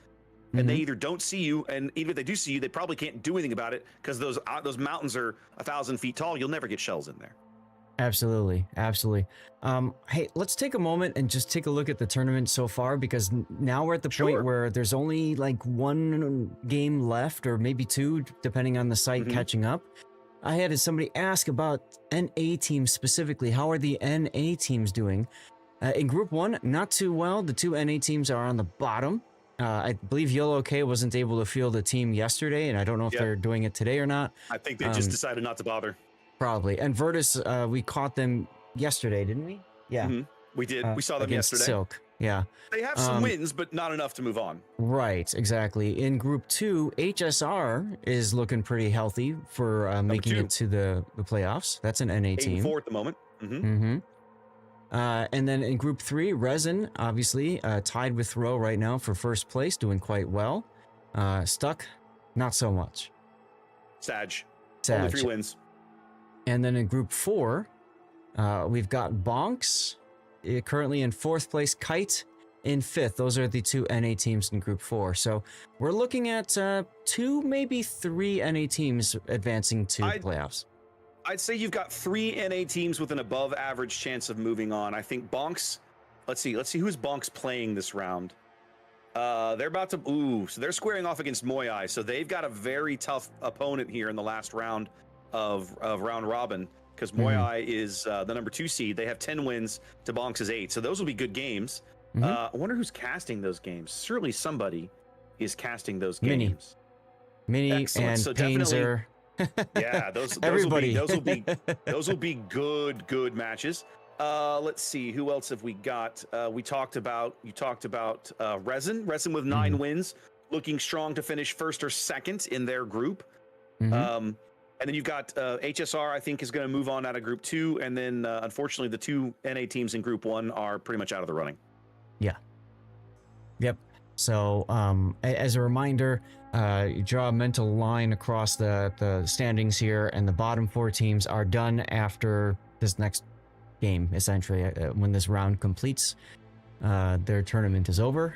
The top 2 end up in the winner's bracket on the playoffs, and then the bottom 2 from each bracket end up in the loser's bracket, which means with a double elimination, if you're one of the bottom 2, it's do or die for you. Once you're gone, in a best of 3. Yep, got to make it happen. All right, so let's see. Okay, so yeah, teams just reorganizing and getting reset here. I'm gonna have to go refill my water. I think I'm gonna do that now. Actually, I'm gonna wait and get this ad roll pushed, and then I'm gonna go do it. Yeah, it's about the right time to do that. You talk about your fancy schmancy stuff. You still do the old-fashioned wait for the thing and then do it manually. I've got my button, and now my timing is finally fixed, so there's that. My thing is also that some games are short, some games are long, sometimes you have restarts. All of that messes with the timing. I would rather be able to look over and go, watch my stream in real time. Yes, it's 5 minutes behind me, but then I can look over at the screen and know, okay, this is what people are seeing. Great, there's no game on. Awesome. It's time for an ad. So there we go. Right. So that way Twitch doesn't dump them on you in the middle of the game. Oh, absolutely. With mine, because I've got the timer, I can just push the button again if there's like a very short amount of time in between. And there you go. So anyway, Yep. go get your water. I'm gonna step away. Yeah, like 60 seconds. I'll be right back. Yeah. While he's gone, just a quick reminder, guys, there are drops today. Watch for 90 minutes and you'll get your drops. It's a commander and the paid actor flag if you don't already have it. Yeah, make sure that you are getting progress on your drop. My progress, I'm at 24%. That's got to be wrong. I'm at 26%. Okay. So just keep an eye on it. Make sure that you are getting progress. If you are not getting progress on your drops right now, a couple things you can do. The easiest thing to do is to close all your Twitch browser tabs, any Twitch browser tab you've got open, because it's possible that Twitch hasn't updated to what you're actively watching. So close all your browser tabs. Now, Raptor and I are both multi-streaming, which means we're streaming on YouTube and Rumble, as well as Twitch. I'm also streaming on Kick. So the reason I'm bringing that up is if you need to close your Twitch browser tab so you can get your drops or whatever figured out, you can still be on the action with one of our multi-streams, okay? Close the browser for about 5 to 10 minutes. Come back to one of our channels, wait about 5 minutes, and check to make sure you're getting progress on your drops. That's the best thing that you can do to make sure everything's working fine. And of course, both of us have other ways to win additional prizes for tuning in. Raptor on his Discord, me in my Twitch chat. Are you watching chat in the training room while these guys get set for the next game? Do you saw the comment about them? Yes. So, guys, we have to share this with you because the throw guys are telling us we're gonna love the next game. So now I'm really curious to see what shenanigans they have cooked up. Yeah, absolutely, absolutely. So again, remember I was talking to you about the browser setup and everything. So for me, when I'm out, I've got a browser window open. That's on the right side of my monitor, and then I can see the game training room behind and the chat behind, so I can keep an eye on when the game is about to start and all that kind of stuff. So the things that you learn after years of casting tournaments and waking up We've been doing early. this a long time. It's so funny, Zath. I was like, we were having this chat. One of the other streamers was commenting on the streamer pack that we get from Wargaming, which includes all the fancy overlays and the scenes that we're using, except for this one, the point value table I built myself. They didn't do this, but the a couple of people were complaining about, because one of the things they do is they send you a complete install of OBS and tell you, use our OBS. I have never done that. I'm just like, no. I will import your scenes. I will never use your install of OBS, and I never have. I've gotten to the point, because I've got so many different tournaments that I do, I just have one folder, and literally I just replace the assets from one tournament to the next. It allows me to have the same overall setup. It has the same buttons. I just have to change out some of the timings. But the thing is, for me, I stream vertically as well as horizontally now. So every time I get a tournament pack, I have to build the vertical stream again. Build the vertical scenes. That's no, tough. thank you. No, thank you. That's too much. I will say, we can talk more about this later, because I can talk more about this. In the meantime, we should show these guys the game, because this is kind of a meme comp, I think, here at the end of the day. Yeah, well, Throw is looking at this like, well, we're first place in our group. Come at me, bro, on Hotspot here. Wow, look at this. All right, well, Throw going in with a fairly traditional lineup here on Hotspot. We're looking at Udum's Holland, unique upgrade, Kappa's Z42, a nice solid build there. Probably going to dive the C-Cap with his long-range Hydro. Better enemies, Ragnar. We saw him last game. Triple Cruiser, that's a Zhao, unique upgrade. Cerberus, first time we've seen one of those in the event. And then a Colbert, not the first time we've seen one of those, and probably not the last. Their battleship, a Libertad. But Zath, Stuck seems to be having some fun here in their what's likely to be their last game of the event. What in the hell? Take a look, everybody. Stuck on the bottom. Right. God, that sounded funny. Trying to figure out a way through this and just go out with a bang. Literally, I think. They've got 2 Vampadeuses in the house. Remember, those are very cheap destroyers. They have a Kitsakami, the cheapest ship, I believe, in the entire point list at 8 points. right? This is gonna be a riot. And they have that so that they can afford 4 freaking Cecilias. Oh my god, 4 Cecilias. The most battleships we have seen in a tournament in memory. I don't think I've ever seen this other than battleship-specific tournaments. All right, Zath, now I need you to help me with something. Cecilia, very clearly looking at it, looks like a variant of Colombo, yes? Yes, she is, yes. So what is she different? What does she do differently? The biggest thing that's different about her is that she's got SAP secondaries and HE and AP capabilities. That's basically so she doesn't have SAP. Correct. Ah, a lot of people like to build Cecilia as secondaries because of the SAP secondaries. That's a bit of a trap. If any of you are thinking about Cecilia, you still want to think of her as primarily a gunboat. Okay. Yeah. So you play rather than play it like Colombo with the SAP, it plays much more like a traditional battleship. You just have 16 guns. Correct. Yes, and I believe there's some other little nuances with accuracy. Blah blah blah. Chad will probably chime in with the streamer you're wrong kind of stuff. That's fine. Like I said, a lot of people like to do it for just the meme secondaries. You know what I want to see, Zath? I want to see Ragnar versus Kitakami. I want to see Ragnar citadeling a Kitakami with his AP. Remember, guys, a Kitakami, one of the most storied ships in World of Warships history. Let's just talk real quick while everybody's getting set. Oh my god. Take a look, guys. Your eyes are correct. It is a tier 4 Kuma hull, slightly modified, with 5 freaking torpedo launchers on either side. Okay? Yep. Historically, during the closed beta days, and I think even open beta days, Kitakami was a premium boat that you could buy. It was a tier 8 at the time. And the problem with the Kitakami was she was great at killing things with her torpedoes. It was just the wrong things that they were killing with their torpedoes. They were killing their teammates. Yes, so as a result, Kitakami was pulled from sale and the game. Yep. Oh, okay, I start to see the value in the Cecilia there as those shells clap better enemies Ragnar for 1/3 of his HP.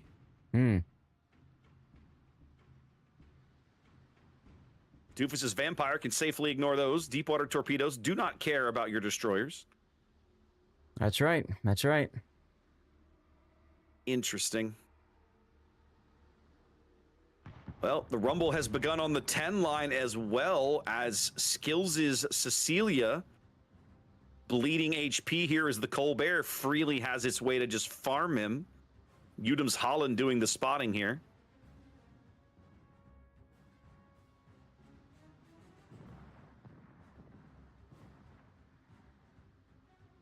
All right, Skills beat meta, making Inky now. So they'll just change to the other Cecilia right next to him. Yep, deciding he's had enough of being the farm target for a spell. 2 different waves of deepwater torpedoes going out for Friedrich's Libertad, who is slowly reversing his way towards the sea cap. Those might not land. Kitakami now packing, if memory serves, 20-kilometer deep water torpedoes. Is that's what my memory tells me? Is that correct? Yeah, if I remember right, we can see this here. Yeah, it can choose between deep waters and standards. Okay, that's right. But the standard ones have a shorter range, don't Correct. they? Yes. Speaking of torpedoes, Skills is Cecilia about to take one of midships here. From DCB's up, though. From the Z42 as he turns and makes the turn into the sea cap. No, he's changing his mind. He's leaving boosted to go to the cap by himself. Cool. The Libertad does take one of those deepwater torps. Yeah, now the other thing about the Kitakami is that the torpedoes load single torpedo at a time, similar to how submarines load their torpedoes. Yeah, it's fairly slow as memory serves. Exactly that, yes. You know, I don't actually own one of those. I've never actually played new Kitakami. So the Kitakami was brought back after years of players saying, please bring this ship back. Even after Wargaming got rid of team damage, did they not even bring the Kitakami back? And we kept saying, bring it back, bring it back, bring it back. Well, they finally by did. the time they brought it back, nobody cared about tier 8 anymore. So they said, well, we need to find a way to make it tier 10. So they did that, and they brought it back in the same method as the current La Pampa, where you have to exchange resources to get. Yeah. And boy, was she expensive. She was very pricey. And then on top of that, they even had a flex camo built into it, which I think the Kitakami's running. Yeah. So they had a special camo that you could get on the Kitakami. I believe that's the one that's running right now. And that was additional resources. I totally didn't buy it myself. Wow. Okay. Yeah. Yeah, that's one of the few ships in the game, one of the few rare ships that I don't even own. I never made any attempt to get one because I was just like, I saw the final version on paper and was like, nah, this ship doesn't interest me. I just don't want one. Skills is Cecilia chosen for extinction. Is he gonna be able to dodge these torpedoes? No. Doesn't look like it. Ooh, but they're EU torpedoes, not enough to sink him just yet. Oh, You're they did sink a flood. Yep, they got the flood off. He's out. Oh, Cerberus actually burned him out. Either way, he gone. Yep. Stuck, finally able to convert the sea cap, but it's not going to work in the long run. It's going to cost them the other Cecilia on this flank. Kind of memeing it up here for their last game of the tournament is stuck. One of the problems of Cecilia with using the smoke is it's great while it's there, but the moment you fire your gun, smoke fire penalty says you're spotted. Yeah. Or the smoke runs out, and then you just get farmed again anyway. So it gives you a nice little break from being farmed, but that's about it. Yeah. Check out how much damage this Colbert has right now, Zap. I mean, this is kind of the perfect setup for him, isn't it? He's just been absolutely merciless at farming these two battleships. Just driving around however he feels like it. Ooh. Better anime driving into Kitakami torpedoes. Bam! Bam! Oh, there you go. Oh, he managed to dodge the second one. I thought he would take two. He only took one. Yeah, Kitakami's a fun boat. If you get a chance to pick her up, I highly recommend if you've got the resources for it. And that's the key. It's a very resource-intense thing. It's basically meant to be something for people that have everything already in the game and nothing else to spend their resources on.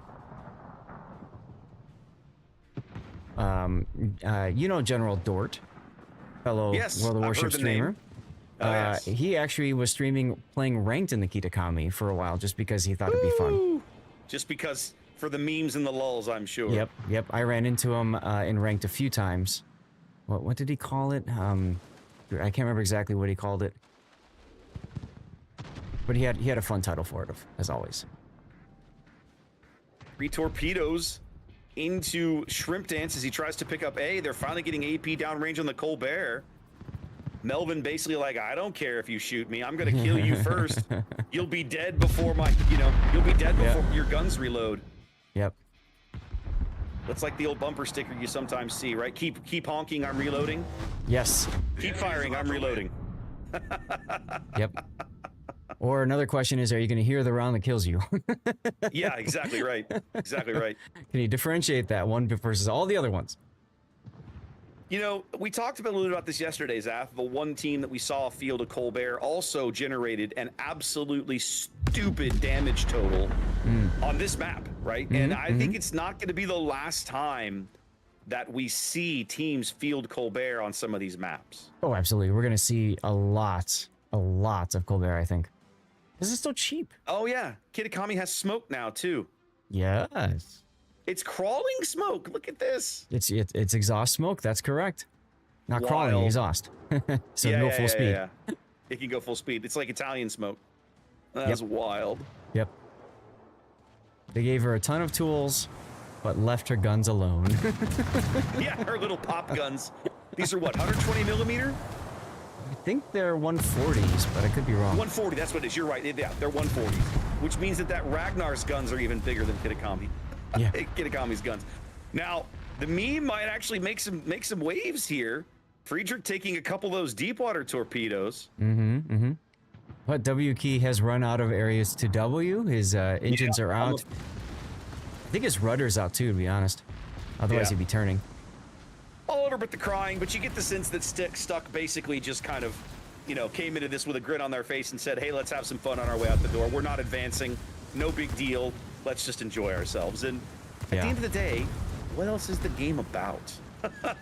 I mean, why not? Why not?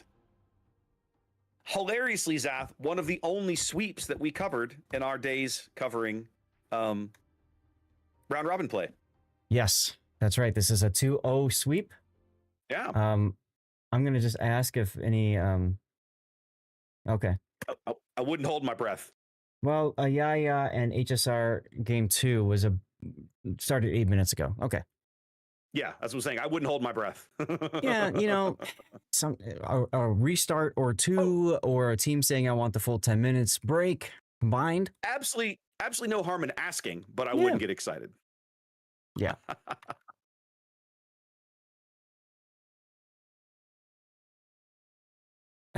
Yeah, you and I are both saying a quick message, thanking them for absolutely for entertaining us all. Absolutely. Are you not entertained, Lord Are you Zath? not Are you entertained? not entertained? All right. So now, guys, we come to the portion of the stream where we will likely have a bit of a lull. As round robin play winds down, the admins, the adjudicators will have to sit down and go through, just double quick check everybody's scores, make sure they've got it all entered correctly, figure out where everybody seeds into the next round of the bracket, start populating that info, blah, blah, blah, blah, blah. Now, we have already chosen which match we're going to cover. We just don't know yet which teams that's going to be. We know one. They just populated it. Oh, did they? Let's see. They did. We're going to be looking at the number 2 seed out of group 1 is CL. So we're going to be seeing them. Let's see, who are they? That is the Chinese number 5 seed. Okay, so that's going to be one of the teams we're going to be looking at. And we're waiting, basically, and then whoever wins group 4, which at the moment is currently Rain, but might be someone else. We don't know. And they also, I can see on the streamer sheet too, TWA has already been placed in where you would expect them to be. And Azuma is now being populated in the losers bracket, as well as Error. Let's look at this for a minute. Rain has 12 points. No, it will be Rain. Yes. I'm almost positive. They haven't locked all this up yet. Yeah. So what happened is, going into the final round, Rain had 12 wins. I said 12 points. Let me make sure I'm reading this correctly. No, it's so it's Rain and Moyai, both are 12-2 in group 4. So it's a question of who wins that tiebreak, and we'll have to let them tell us. I don't even know. Right. Yep, I'll let them tell us. Chat asking when is King of the Sea coming back? They haven't announced dates yet, have they, Zath? No, they haven't announced dates. I think traditionally it's in either October or November, but it could also be September. The next tournament that's scheduled is going to be the Warships Classic tournament. That is. I heard about this one. The Warships that one is Classic. This third weekend in September, as I recall. 2nd and 3rd, yes. The 13th, 14th, 20th, and 21st of September. Okay. And the Warships Classic, what they typically do is they only allow ships that were released in the game up to a certain point, and then they add a few extra ones in for flavor. It's not a bad tournament. It's well worth a watch. And I enjoy casting it as well. And Raptor, if you want to cast it with me, you can, or I'll reach out to Puddin' if not. But I got those on the calendar, much to my wife's chagrin. Okay. And then we've got probably then after that, I would expect King of the Sea to be early October or maybe late October into November. But Wargaming has they've got a calendar internally that they use to keep track of tournaments and all that. We don't see that calendar, so we don't know exactly what they're thinking yet. And sometimes weekends do shift around. Trident Trials was moved in, I think that was in April, because of the longest night in the museum. Wargaming needed to be able to focus instead on that content, so they pushed everything back a week to do that. So we had 4 weeks straight of tournament, 3 different tournaments in 4 weeks. That we do have our match pairing now. It is going to be Rain and CL. Yeah. Yep. See that? Whole bunch of people covering this match. It is super popular all of a sudden. Really? Oh yeah, look at that. Look at all the folks that have decided to join us. We were here first, though. Well, they clearly don't care. Oh, goodness. All right, so let's reset these teams, and it's going to take a bit because, again, we got the pick ban and stuff, so... Got to go through ship bans, map bans, all the rest of that stuff. It's going to be at least... They might be able to kick this off before 9, but I suspect there's going to be at least 15 or 20 minutes in here that it's going to be a thing. Yeah, and I keep looking to see if... Ah, there we go. Okay. So I can download now the replay file from Throw's perspective so we can watch Throw's game 1 against Stuck. What I can do, if you want, I can stream that to you, or... Why would you do that when I can just download it myself? I'm just asking. I'm just asking. I've done that before, so that's why I'm asking. All right. We can synchronize load it, I guess. I mean, again, not the first time we'll have done that. No, it is not. I'm just busy looking at other stuff right now. Do we want to stick with this match? Yeah, I think so. Why not? Okay. I'm not arguing with you. I agree with you. I'm just making sure. Oh, you mean the one we signed up for? Okay. Yes. For right now, it looks like they're trying to figure out. They're having to wait for something to finish up in Group 2. Yeah. Or they're looking at tie breaks. No, III's not done with their last game. Yeah, III and HSR are playing right now, so that game is that game being cast? I'm looking. Group 2. Here we go. It is. Looks like, I'm not sure. Looks like maybe one of the Asia streamers. I'm not sure. I don't know who this is. But that game is being streamed somewhere, and that match is not done yet. Is that 44 you're talking about? What 44? Row 44 on the sheet? No, I'm sorry. Which streamer are you talking about? His name's Torpedo Chika. Okay. _UA. I don't know who this is. Yeah. He's Ukrainian, and Okay. Yeah, and so he's a EU streamer. EU streamer. That's cool. He streams. I'll check him out then. Yeah, he streams a lot of competitive. I've seen his name for a long time. Okay, awesome. I don't watch a lot of warships, so yeah. No, that's I mean, one of the things for you guys, the viewers that are tuning in, listening to this, you know all the different streamers and their different quirks. We don't. I mean, because we'll hang out with like when I'm working, I'll have a stream up and I'll just kind of lurk and listen. But beyond that, like I don't know what everybody's little things are, except for people that have been in the program for a very long time or people that we've met in person. One of the reasons why the CC summits are so great. Yeah, that's true. They are a ton of fun. Yeah, we can look over the list again once it's fully populated, but I'm pretty happy with this, and I think everybody else is realizing this might be the most competitive start to the playoffs. Okay, let me go download this goofy thing. And I've got it paused right at the start here. This is Melvin Mahler's view from the Bungo. Dummy, I have to... Oh, you're down. You're watching the entire replay. Not the render. Because the render tool is broken. Oh yeah. Okay, then maybe I should get you to stream it to me. Hold on a minute. I was gonna say, you want to go back to your earlier statement. Well, I have to shut down the game and all the rest of that mess to reload it as a replay. That is correct. What a pain in my ass. Yep, it is. If only there were a way to watch replays from inside the game client itself. Right. Now, I am nervously watching this grouping because in my mind, there's only one thing that's going to get me to want to change off of this game that we've got set up already, the match. Do you know what that is? See that little checkbox here? If that checkbox gets checked, then that means that the Chinese official cast is casting it, and we are gonzo. Well, they also have 3 other possibilities, right? Their number 1 seed, their number 2 seed, and the number 3 seed have all moved on. Yes. TSYMQ's in the losers bracket, though. I doubt they're going to want to follow one of those.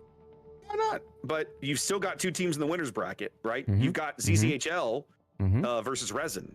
And that'll be a good game, by the way. I would say that would be a good audible for us if we decide we don't want to do, if that box gets checked, I think we move to ZZHL and Resin. I'm okay with that. Yeah. I'm okay with that. Yeah, stream this thing to me and I'll see if I can figure out how to, you're putting it up on, oh wait, I know how to do it. Do I? Give me a moment. I gotta think. How did I do this last time? I just might have moved on you. I'm sharing my screen now. You just have to do a window grab in Discord. Yeah. Well, the trick is that, yeah, that's the, hang on a minute. Yeah, because now rather than seeing your face, I see the game. But if I change to, okay, guys, here's what's going to happen on my stream for a minute. You're not going to have audio for about 3 or 4 seconds while I figure this out. So give me a moment. No problem.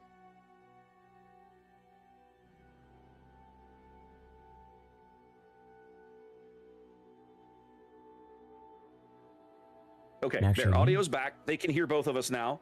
Okay. And let me turn off a couple of things. There. Okay. They can now see exactly what you are sharing. Awesome. All right. Well, I'll go ahead and start the game then. Let me get into the scene for myself as well. And here we go. It probably looks better on your stream because we're not redoing it all. Well, yeah, and this is Discord, so Discord's going to stream at what, 720p or whatever, guys. The point is you get the. I'm actually. Go ahead.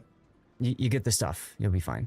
Yeah, I was actually curious to see if I could change that. No, it is streaming at 720, and I can't change it. That's lame. Yeah, because it's a Discord Nitro thing. If you pay the money, then you get better quality. Which I have, jerks. Oh. Well, there you go then. Clearly, that's not working. Anyway, you can speed through all of this. I can. But one of the things I like to do at the start is get an idea of what kind of communication is being done in voice. First of all, you can see Melvin has a bit more field of view. He's zoomed out a little bit there. There's no pinging on the minimap. Now, that's important because a lot of times when you see pinging on the minimap at the start, that tells you that they haven't really practiced too much, and you've got the caller saying, okay, I want you to go here, this ping, and then I want somebody else to go here, this ping. They're not doing that, so that tells me they've planned this, they've practiced the strat and stuff like that, and everybody knows their places. So interesting. We can fast forward now. There's a lot you can glean from replays.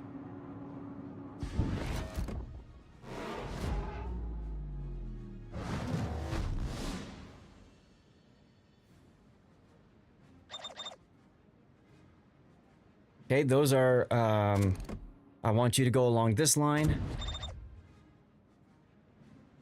That's he's pinging showing his them, concealment. He's showing them, yeah, he's pinging his concealment there to show them where he's being detected from. Right. Or more importantly, as soon as he gets detected, where the target's going to be. It's probably right around in here kind of thing, yeah.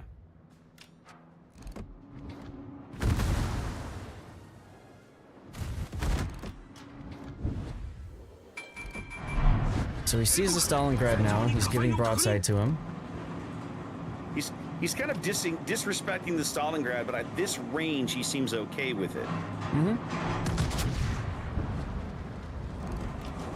He's also playing throttle games to juke the Stalin a little bit. Yep.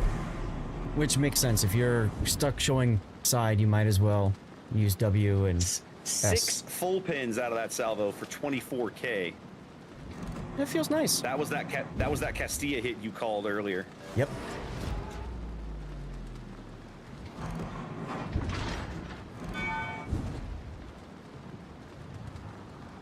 So, you know, as we called this match, it was very clear that Throw and identified this as a problem early on. Yes. They grabbed A, and then by the time that Castilla salvo goes in, he takes that big salvo. The destroyers are already on their way back. Correct. And you can see the small end is pointed. And there's the Regulo detected, so they see both destroyers now. Oh, they can see him pointed this way. Yeah. That's right. That's a Stalin. Okay, so their own Stalingrad picked up an info radar, and I didn't see it. We missed it at the time. Okay, so they can very clearly see these guys coming back. Right. Now, if you look in chat, as you guys have played the game, you might see something like RPF colon SSSW or something like that, and you're like, what the heck is that? That's one of T-Taro's minimap mods, and what that does is you press the quick key, the quick command key, comment key, and it will display the cone on your minimap, and also relay that cone to everybody else on your team of what your radio location is looking at. Yes. So we see 2 cones right now, and this is how teams at the higher echelons can triangulate where people are with 3, 4, 5 different players all using radio location. Everybody hits that quick command button, and boom, the cones connect. We know where they are. So you and I have talked about that for a long time, that good teams can coordinate multiple radio location signals to roughly have a pretty good idea of where a boat's, an undetected ship is lurking. This is the first time I've seen somebody translate that into a mod. That's really interesting to me. Yeah, now this mod has been out for quite some time, actually. 6 months, maybe longer.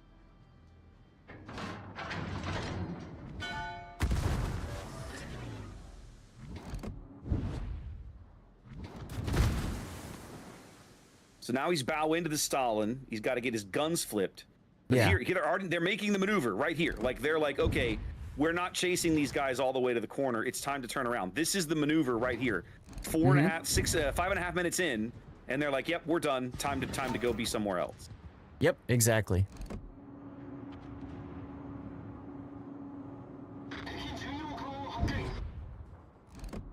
He's going to take one good salvo from the Stalin right here.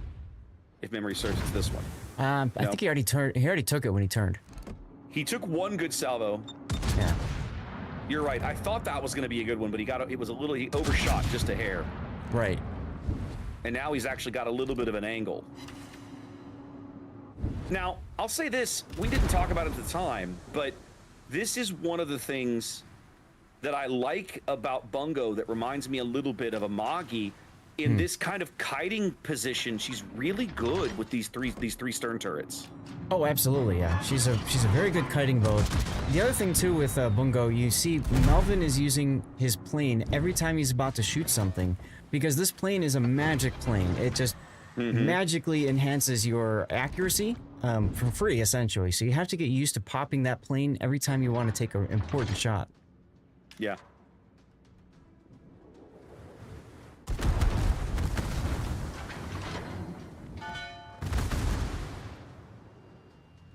Now, worthy of note, we haven't seen the Småland or Regalo in a very, very long time. No, but they knew they were repositioning, and so somebody either guessed or busted out a timer and was like, "Hey, call the audible as to when we need to go be somewhere else." And this is where the Regalo comes in and smokes him. Yes. Right about here. 3 ricochets on the Stalingrad's bow. Melvin had to be fuming on that one. I mean, welcome to Stalingrad. Yeah, right. Yep, there's the smoke. Yep. And now just the sheer volume of shells coming from astern tells you everything you need to know. Yeah. You know exactly now that the Småland is down there. In fact, you can look at the minimap and see that one of them got spotted. I can't tell which. The Regalo. I think it's the Regalo got spotted. Okay, which makes sense. It's the more detectable of the two. Correct.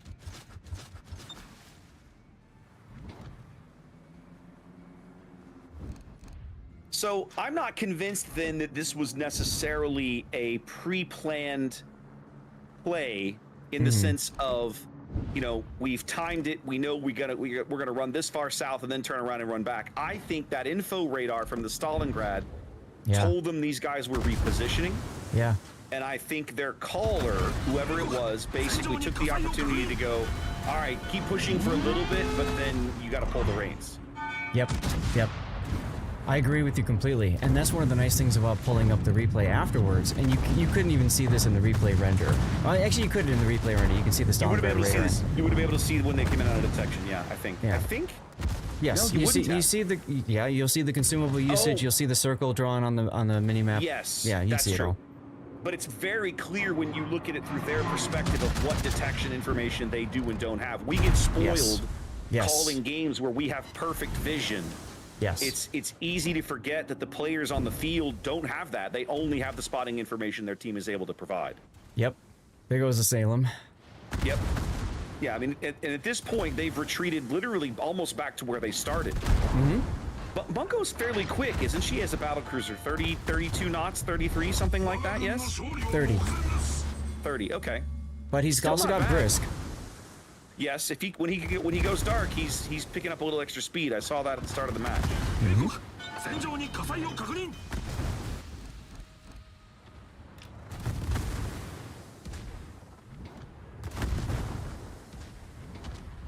Yeah, it is kind of neat to see the two destroyers staying so close to Melvin. Yeah. Obviously, they realize how important of a board piece he is. Yeah. Well, and again, here's the Regalo coming in with even just the crawling smoke just to help break line of sight and buy him a little bit of time.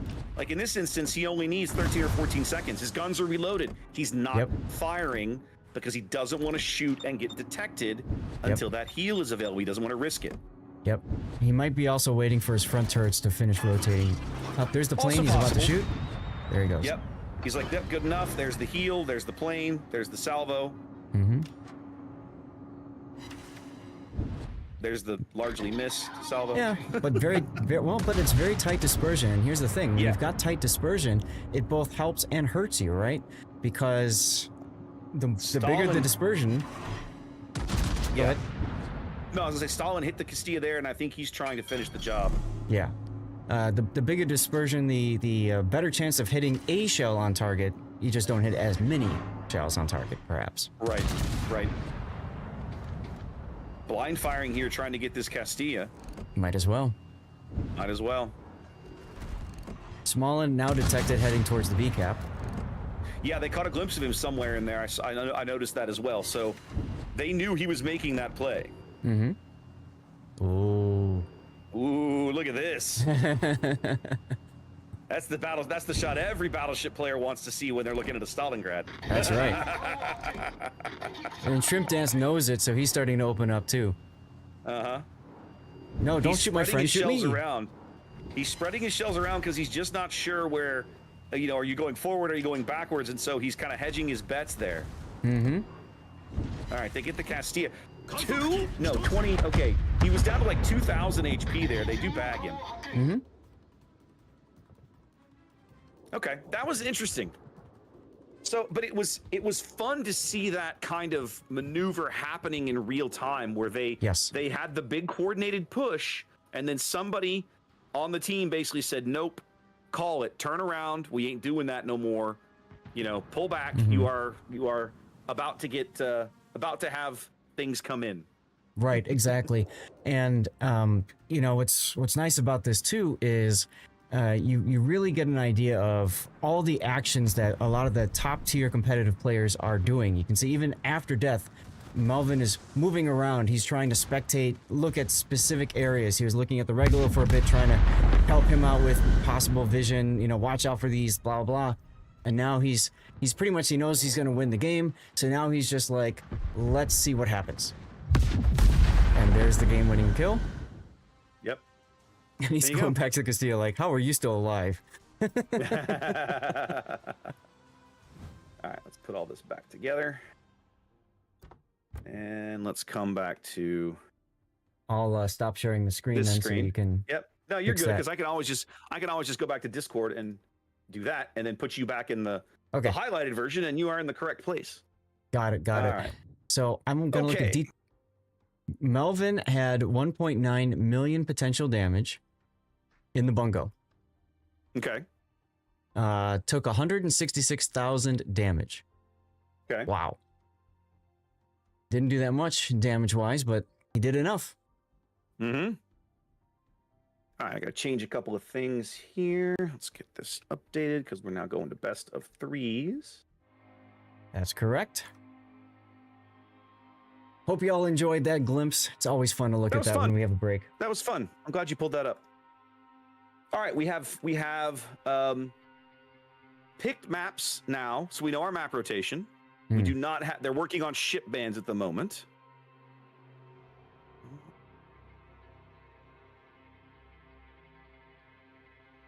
Go. So there is our map rotation. And we'll let them. They're banning ships, so we'll get that done shortly. So there's our map rotation. Oh, we didn't pick ban. Didn't banned maps. Map ban was Sleeping Giant for both teams. There we go. Neither team wants to play Sleeping Giant. Huh. I wonder why. Nuke it from orbit. Not a popular map. Hey, the ships are up. Both teams banned gearing. Huh? No, there's gearing and read the second one. That's not Gdansk. gearing. Yes, gearing and Gdansk are the ship bans. Which is interesting because we haven't seen either of these ships being played, really. We haven't, but I think I'm guessing the only thing I can think of here is that it's a hedge bet. You know, you're trying to make sure that nobody's. You're doing this to make sure that you don't want stuff picked, right? Like, even though even if the team's willing to pay for it, you just don't want them to have it. Right.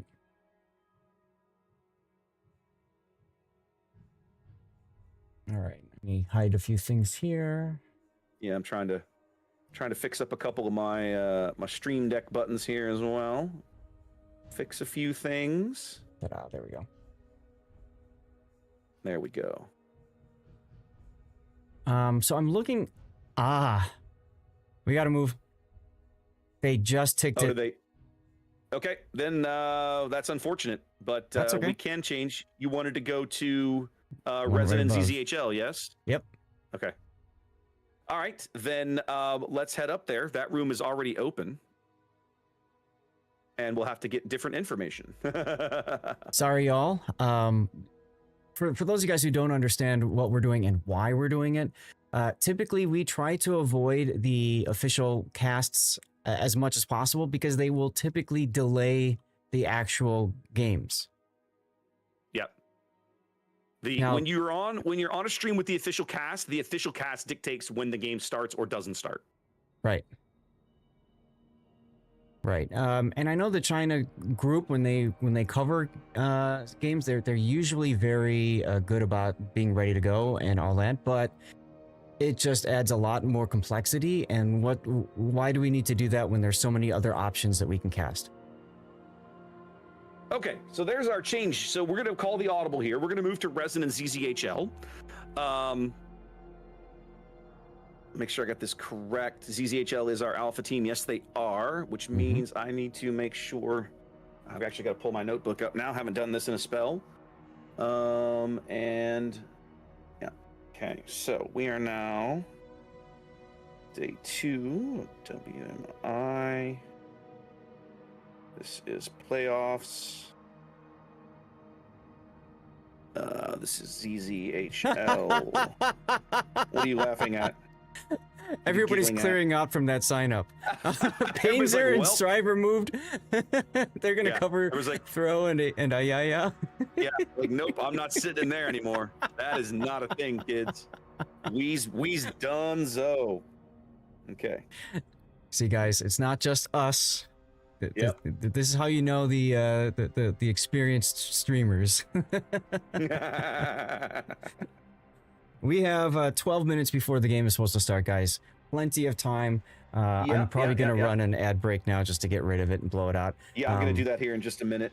Don't forget, we do have giveaways going as well. Raptor on his Discord, me in Twitch. As a matter of fact, it just started with a 5-minute delay and 10 minutes to enter. That means you've got about 3 to 4 minutes to follow and write something in my chat. Yeah, guys, what I do for my chat is one of my illustrious mods today. That's Classic Libs. Shout out to Classic. Thank you for being here this early because you've been here for almost 2 hours already. Well done. Well, 2 hours and change actually because you were here before start time, just like we were. I run all my giveaways on Discord. So what they'll do is they'll post in Twitch when a giveaway is available. They'll post in chat. That message will get copied over to YouTube, and then if you're watching over there, you can just come over to the Discord. I have a giveaways channel. The bot will post a thing. All you have to do is respond. There's a little button you click underneath to respond to the message to enter the giveaway. And then after a certain amount of time, the bot will draw some winners. It'll ping you back if you win. And then the mod will message you directly on Discord with your winning loot code. I was going to say something else there and it's gone. So it must not have been important. Okay. Either way. We're looking for the Lost Dane, and that room is up. Yep, been there for a hot minute. No but worries. We're the only ones in there, so just chilling. Chilling like just a villain. Chilling. I was chilling like a villain. I was just running. I was writing down when we do. My notepad is critical to me when we have multiple games and the spawns start to flip, because I got to know which button to push for when we go into a game of who's on, who's spawning on which color, right? So who's on first? What's on second? Who's on first? What's on second? And I don't know. I don't have Third a freaking base. clues on third. Third base, baby. Oh, I gotta fix this one too. Okay, hold on a minute. I gotta fix this scene.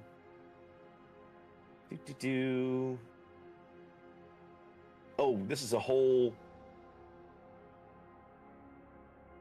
Oh, this is a whole thing down here. All right, then I'll fix it down here. Hold on. There we go. No problem. So we banned for this. We banned Napoli. And okay, so what I need to do is. And this is Winners Bracket 1.3. There we go.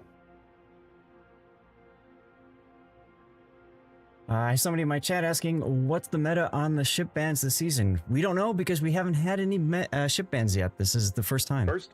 First time it's happening, ladies and gentlemen. What's the meta? Your guess is as good as mine. Let's find out together. Yes. Off the top of my head, I wouldn't be surprised if teams ban cheap ships that are commonly used, because if you think about it, if you ban those cheaper ships, that forces people that we're going to use a cheap ship to go more expensive or alternate, and that really starts to limit choices for the top end of your lineup. So that could be fun to see too. I'm realizing now with only one ban per side, I've got to make a few changes here. So we are making some changes. Actually, let's just drag this guy in. I know what to do.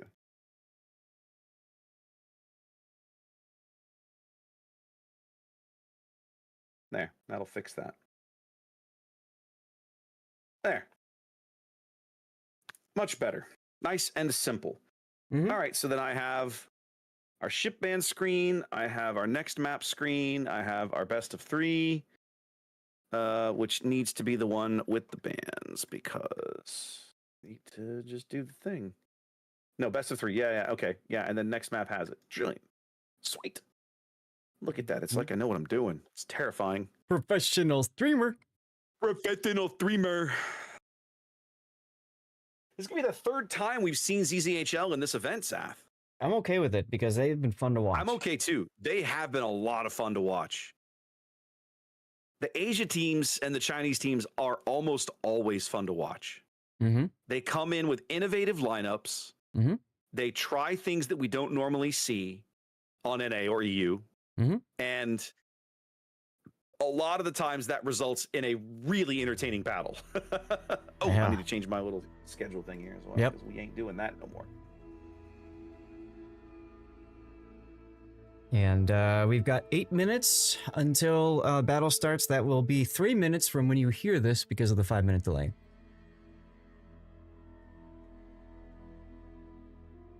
Although technically it's still going to be 8 minutes for you guys, even with the delay. It's still 8 minutes for you because of the delays, because like that's not how that works. They don't get to skip over 5 minutes to join you at where you are at time. That's not how that works.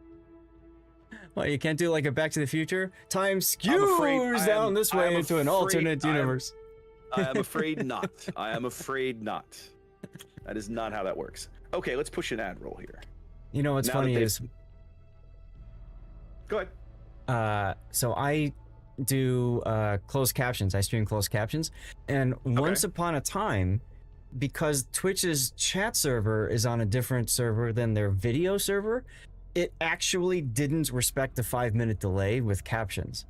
And I saw that, I'm like, oh crap, I can't do captions anymore. And so I left it off for like a year or 2, and it looks like they fixed it. So that's exciting. How does that work? Say that for me one more time. You're doing closed captions. Yes. Okay. So I do closed captions, but because of the 5-minute delay, right? Yeah. Historically, a few years ago, captions didn't respect the delay. So while I would be talking with the 5-minute delay, it would display closed captions exactly what I'm saying now. We're in now. That shouldn't even be possible. It is because the chat system is on a separate server than the video and audio feed on Twitch. Okay. You mean it was posting closed captions in your Twitch chat? Yes.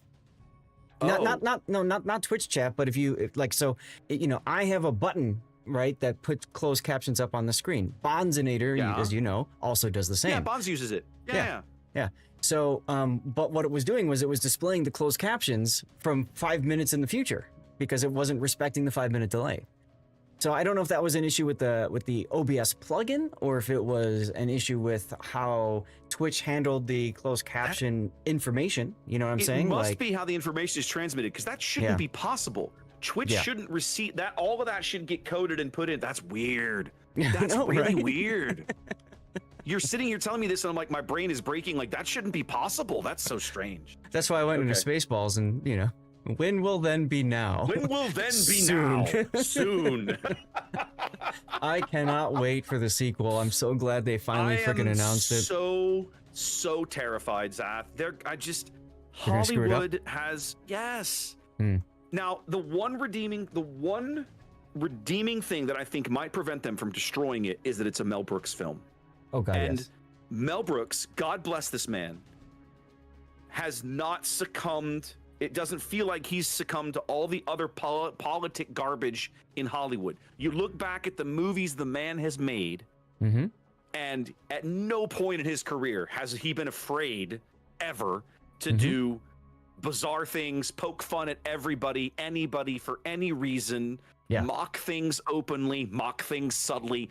There's no line for Mel Brooks. And I love that about him. It's one of the reasons that I love South Park, because again, they mock everybody. They don't care. That's the one kind of thing that gives me a glimmer of hope for Spaceballs. But in modern Hollywood, man, there's still, the concern is still there that they're going to screw it up somehow. Yeah. And it's unfortunate these days, but a lot of productions, it's more about how it will be received or money than the actual content. So, but I do agree with you. As a matter of fact, if I remember right, in the little teaser that Mel Brooks put out there, didn't he put something in on purpose because of that? I could have sworn he said like, "I'm putting this in because I can," or something, and it was like some stupid frame of something.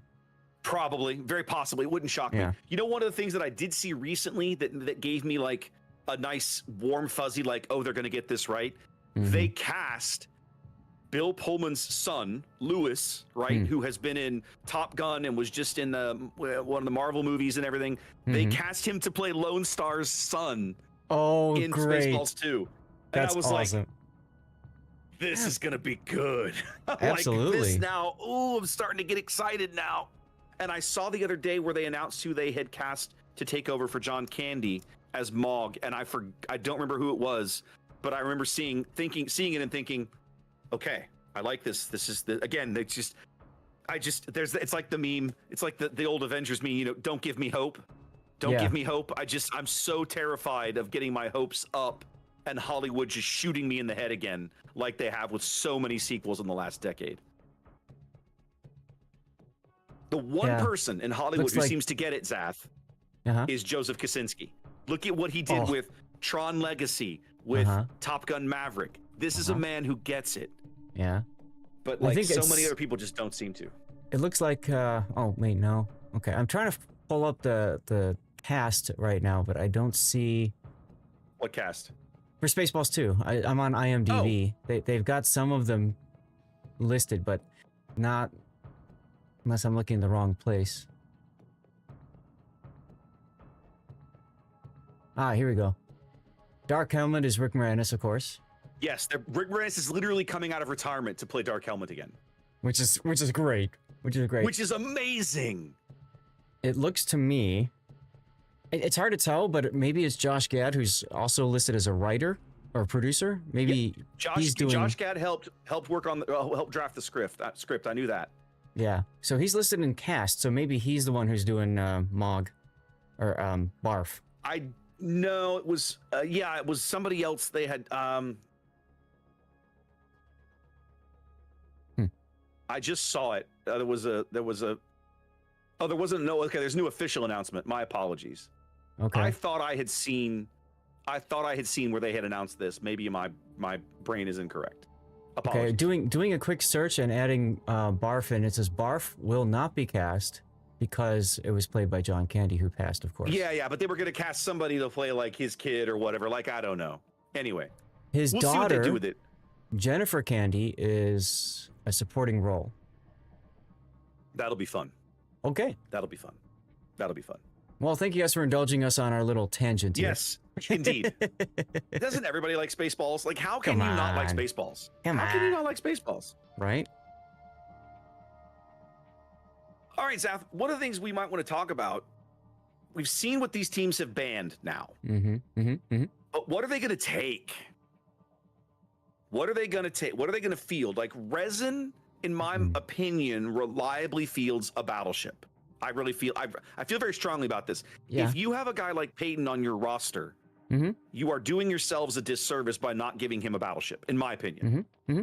Sure, yeah, and they're definitely more kind of traditional comp setup. So, yeah, I could see them playing a battleship. Which one? Peyton, what does Peyton really like? He likes American battleships, but Vermont is extremely expensive. Same thing with Ohio. Well, we did watch Resin play this map yesterday. Oh, they hid the day one tab, so I can't even go back and see. Why would you do this, guys? Just to make it easier, I guess. And also to troll you because you wanted this. Because I want it. Yes, exactly right. Exactly right. We saw Resin play this map, but yesterday, and they played from the North Spawn yesterday, right? And we saw them, they had that big speedy push over to the 1-2 line. So maybe they'll mimic that strat again, maybe they won't.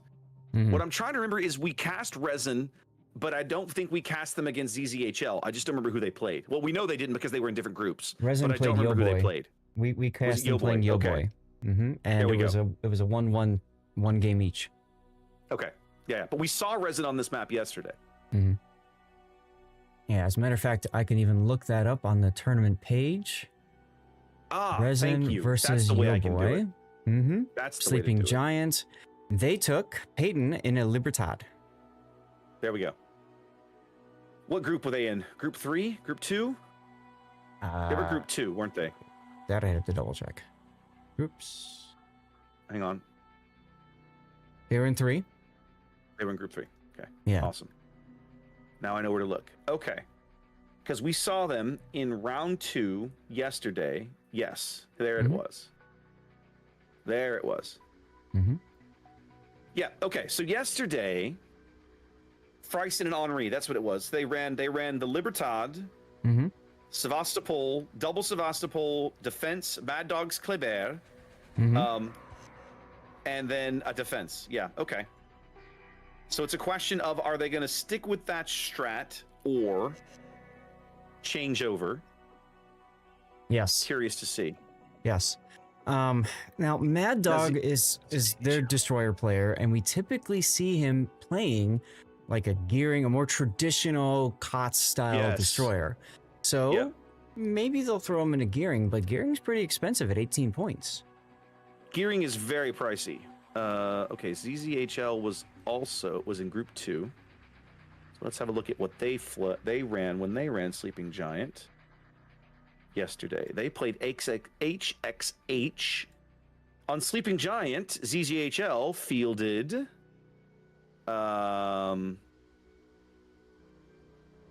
no battleships. They fielded Stalingrad, Venezia, Minotaur, Halmiu, Brennis. So 5 cruisers, and then Vamp Deuce and Kleber. They lost this game, actually. They lost their game on Sleeping Giant yesterday to HXH. That they did. Now let's see. Did they play Sleeping Giant? They would have played Sleeping Giant again this morning in round 6. HL. All right, so that would be against SWTMS, spaghetti with tomato sauce. No, I did it wrong. It would have been round 7. It would have been the very last round. It would have been I round have it 7. open. They won on this one. Daring, Brennus Defense, Grozavoy, Willem de Rest, Napoli, and another Daring. Because they did eventually bring a battleship. They changed their lineup a little bit. Yeah. Okay. They brought the Willem. So they've run this map twice and have played things a little differently each time. As the game is dropping, Zath, we should definitely go check this out. Maybe we might want to go check it out. Maybe.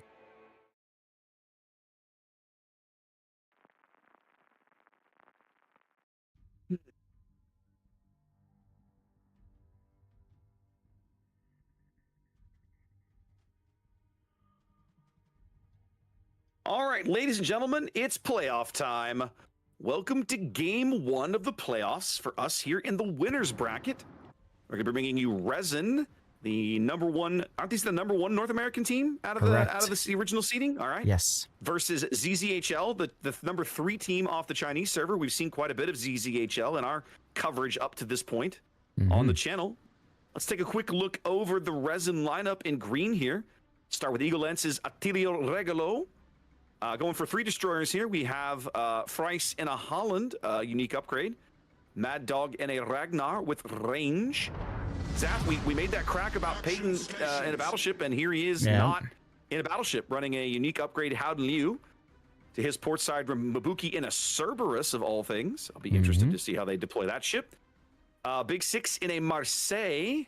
And last but not least, Legend Formula here in a Svea. Yep. Very interesting. Right. ZZHL in red. Zath, what do we got? Well, more similar to what I just mentioned, they've got their battleship LY in the Willem de Rest with their typical setup for a, Dutch battleship with the airstrike boost. In front of them, going into sea already, is a Kleber and Smalland. Getting flashbacks to Stuck's game against Throw, because they did the kind of similar thing here. You and me both. They did this exact same thing. Yeah, unique upgrade Kleber, followed by Smalland, both of them using unique captains. We got WX1 in the Brennus. We saw him play Brennus earlier today, I believe. And then QL in a defense with that's Dunkirk with all the buffed skills for utility. We've got Ergo in a Daring. We saw him as well playing earlier, also with the same commander with the buffed skills for utility. And finally, Testchiv Zhao returns. And I want to mention, we're talking about these commanders, a set of Japanese captains we often forget about does have buffed survivability expert, so could take some more hit points in the game if you wanted to. And there we have it. Well, we're going to see, I think, a little bit of Wolfpack on Wolfpack action here. Check out the Regalo, Holland, and Ragnar team all headed to A here, Zath. Yep. Resin putting in a lot, I don't want to say selling the farm for this, but obviously putting in a lot of effort. Oh, yes. Very much so. And you can see the Regalo right in front of Mad Dog, so they have the ability to get a smoke and a radar in that smoke. That's kind of fun. Very clearly, this is a planned maneuver driving right into this torpedo salvo from Dadao. I'll have to see how they manage this. They can see it coming now. Eagle Lance is going to take at least one of these. Yep. There's the smoke. So they're going to let them have it. Oh, and there's the Smalland radar. There's the Smalland radar. We're going to counter radar back. Eagle Lance now boosting. Yeah, this is unfortunate for Eagle Lance. They know he took a torpedo hit in there. Right, so they know his DCP is down. They know his DCP is down. They know his HP is under strength. Yes, and They're of course he not getting doesn't as much have a heal. damage on the Smalland as you would think.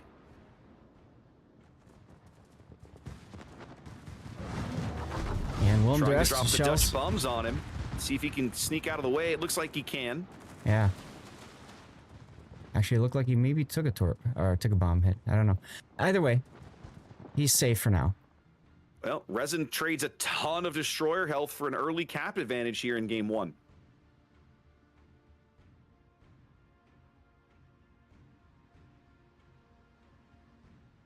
Yep, just a reminder, Marceau Napoli banned in this match.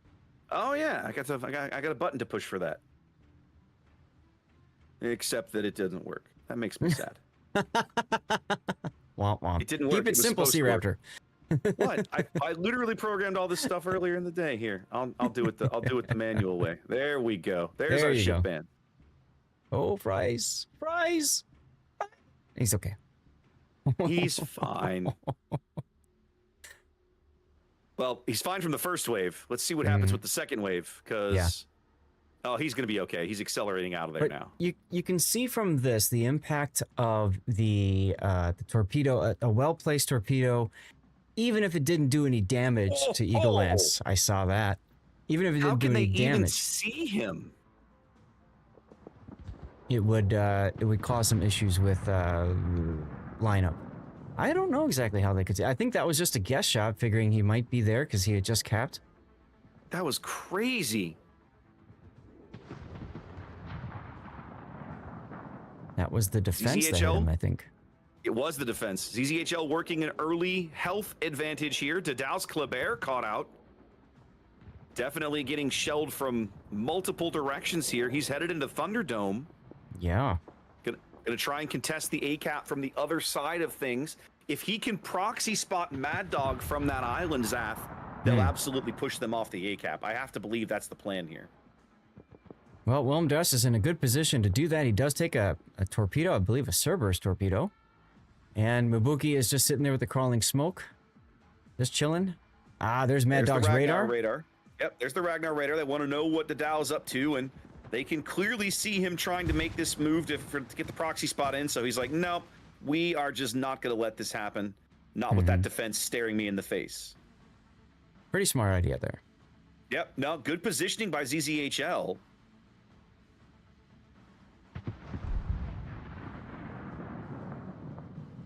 I'm curious to see how Resin's going to react to this now. One thing that Resin's pretty good at is reacting to the battle as it progresses. It's part of the reason why they're #1 on NA. They tend to have a very good kind of sense of the overall flow of a battle, right? Exactly, in the sense of the shifts and changes. Trying to bomb the Holland here. Feels like an exercise in folly with Holland's AA abilities. Well, and you can see both Payton and Price are using defensive anti-air to shoot down as many planes as possible. That Dutch AA is no joke. If you've ever driven a Dutch cruiser or one of those little EU destroyers, you know well. Man, the Cerberus is just eating this Wilhelm de Urs for breakfast, Zath. Yeah. I wonder if ZZHL did this earlier, because remember, all the replays are up, so Resin could theoretically watch ZZL's games even on fast forward mode to see just where they put their boats. It is very realistically possible. This is either identical or very similar to the lineup that ZZHL ran earlier this morning on this very map. Now, they've brought the Daring into the middle of the map as well, Zath. Check this out. Ergo rotating. He had been over on the 9 line with the Zhao, and now they've given that up. Yeah, well, take a look at the Thunderdome. Thunderdome's about to get spicy, baby. Let's go. They're going to try and pincer Dadao, but I don't think that they know the Daring is here yet. Yeah, 3 are entering. The question is how many will leave it? Well, 3 are in there at the moment, but it's about to be 4 entering. Possibly 5. Oh, no, is Frice going in? Or Rock Payton's going in? Yeah, possibly 5 here. Let's go Thunderdome.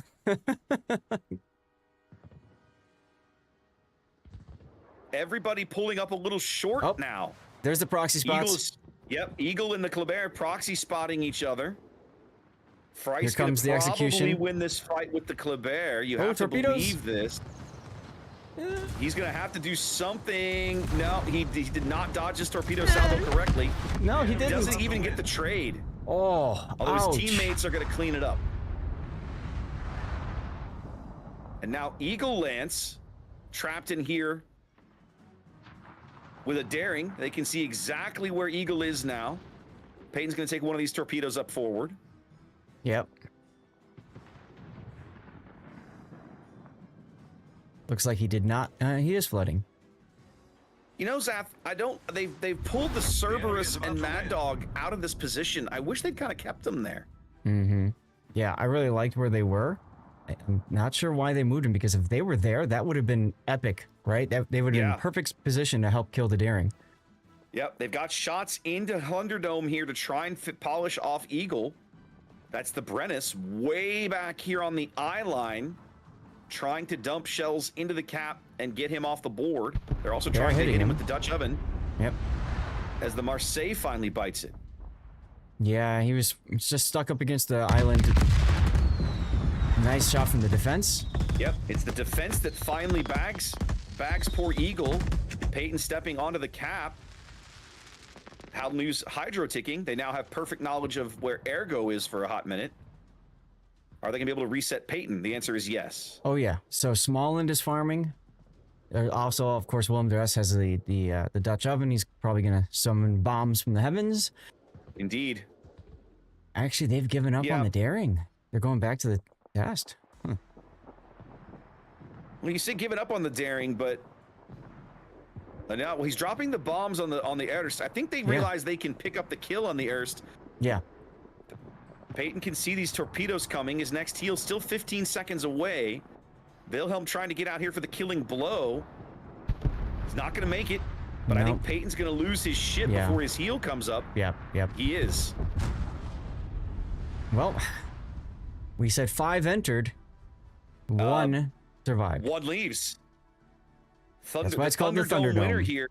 Thunderdome here, ladies and gentlemen. Your winner being ZZHL Ergo in the Daring. This is why we love this map, ladies and gentlemen. As a caster, as a viewer, this map is amazing. It generates so many moments like what you just watched. It's a blast. Yep, and you could even hear the excitement in both of us as it was starting. Oh, yes. We knew what was coming. You know it's going to be good. You just don't know how it's going to shake out.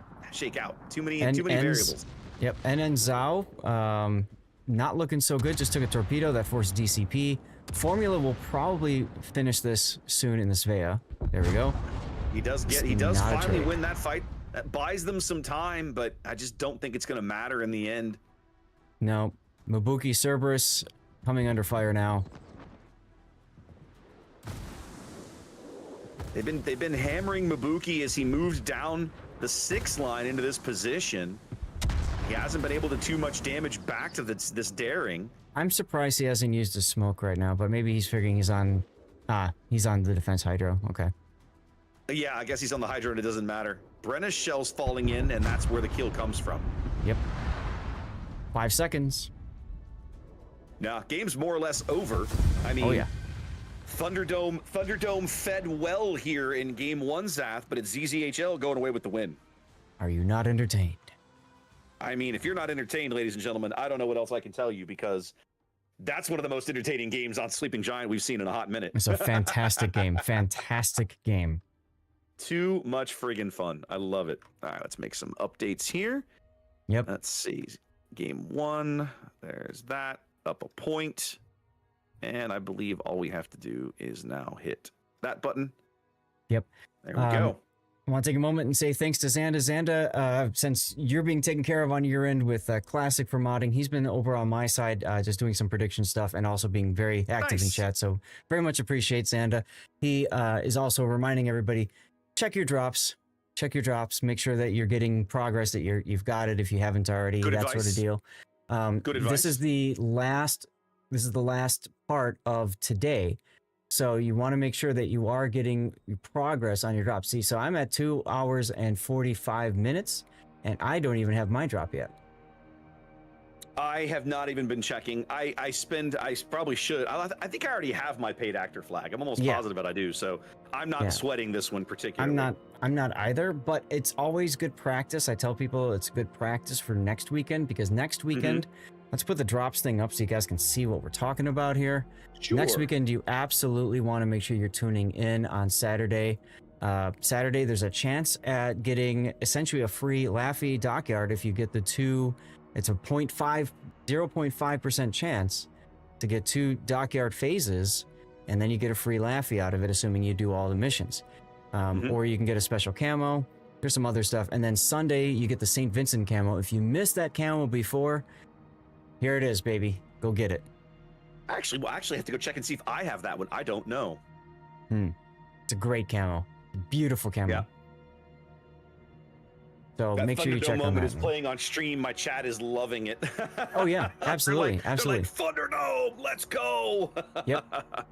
Now, if you don't have drops, or if you're getting low progress like me, you can try certain things like refreshing the page to make sure that it pops up with watch to earn drops. That way you know that that's there.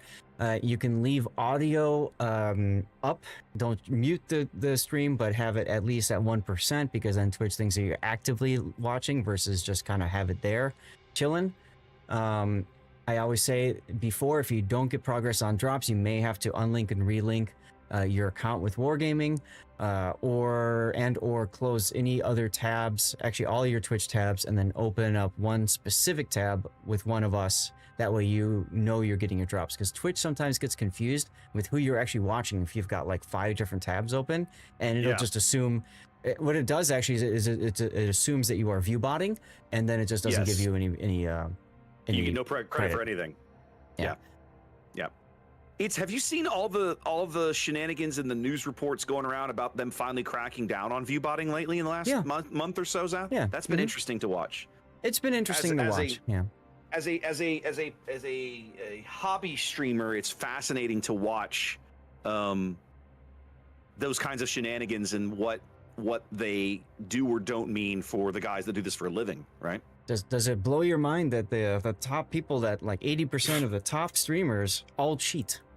Huh. I'm so shocked, Zath. This is my shocked face. Right? Seriously. How dare they not play fair? Oh, wait. That's why they're up there. That's why. Yeah, I know. And so for what's you been guys really interesting. Go ahead. No, you go. What's really interesting? I was gonna say what's been really interesting is to see the people who aren't getting hit as badly, which tells you that they aren't doing it, or if it is happening, it's not happening with their knowledge or involvement or complicity, let's say. Yeah. Because view botting isn't just the streamer doing it. Sometimes somebody thinks they're going to help a streamer out by doing it too. So, but the reason why view botting can be an issue is because a lot of times people look at the people with the most viewers and then they say, okay, I want to go there. I want to see what they're doing, because that looks like the place to be. So, well, and for ad revenue on Twitch, you get paid by the viewer. Correct. You know, you get paid when you and I push ads out, and Twitch does that whether we ask them to or not. They're just going to push ads. You get paid based on how many viewers you have watching your ads, or how many viewers you had when the ad would have run, or whatever. So more viewers simply means more ad revenue. More eyeballs means more ad revenue. But what we're discovering, what we've all kind of known for a long time, but like now we're finally seeing more evidence of, is that they weren't actually eyeballs. They were just websites that people had open, like ViewBot. Yeah. So, yeah. Right. Exactly. So, whatever. It's just things you see in the biz when, as Raptor says, when you're a hobby streamer, or, I consider this between hobby and side gig. So, Yeah. Side gig, hobby. It kind of is a side gig, right? Like, I make enough money that I end up having to report it on my tax returns, but it's not like it's not ever going to pay for my mortgage and my bills. Yeah, that would be nice, but we're not there. I mean, that would be kind of cool, but I have no expectation that will ever occur. Let's put it that way. Right. I've been very happy this year with the returns that I've been getting on my Star Wars Unlimited work that I've been doing, right? Yeah, you've been putting a lot of effort into that. I've been putting a lot of effort into that, and it costs a ton of money to travel to events and live produce a stream at a venue on my own, basically. The fact that I can do it is really rewarding to me, but man, the cost outlay of doing that is a challenge. So yeah, I've got one of those, a possibility to do one of those in October, and I'm looking at I've got to sit down later this afternoon and pull out a little spreadsheet and, go to, like, okay, if I was going to budget for this trip, could I do it? What would it cost me, like, out of pocket? Do I have to do the airline ticket on miles or whatever, and figure all that out and figure out if I can even afford to go, that kind of thing. Well, because you got so much equipment, a lot of times you have to pay to check some of your equipment too. So it depends. I'm trying to work on narrowing that down. I think I've actually come up with a way to shrink some of that footprint, but you're right. I either have to pay to check it or pay to ship it. When I went to Minneapolis in May, I had to pay FedEx to ship 2 of my cases up there and back. And round trip, that was like $400 or something. Because it's a lot of weight. Yeah, that's heavy stuff. Yeah, it adds up. It adds up. All right, well, this game is getting close, I have to think. Well, so Dane says next game is at the 28-minute mark. We're halfway there. Well, and Resin's here and ready. And ZZHL's all here. They just got people who aren't ready. I don't know why. So I was like, oh. Yeah. Now we're finally in the zone where we might have the opportunity to pick up a random playoff game here or there. We'll have to keep our eyes open for that. Because this is a best of 3. If this goes 2-0, we might pick up a game. You got it. Or due to delays and stuff, if we finish this, we might still pick up a game.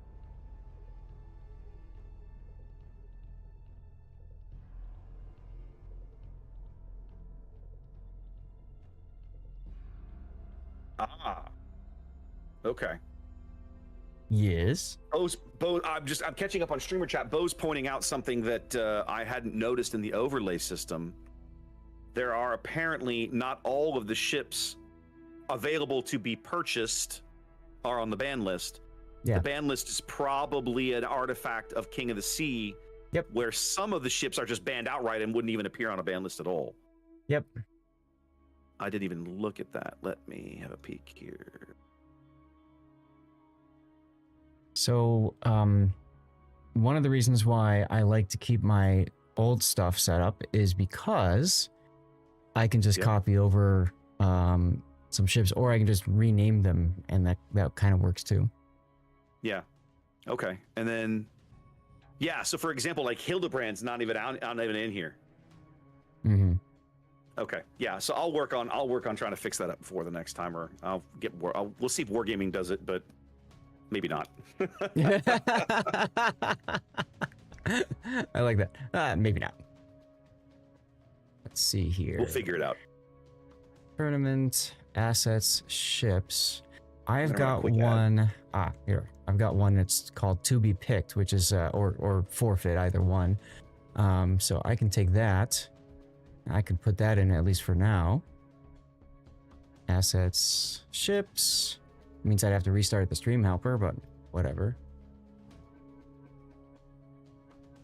Okay.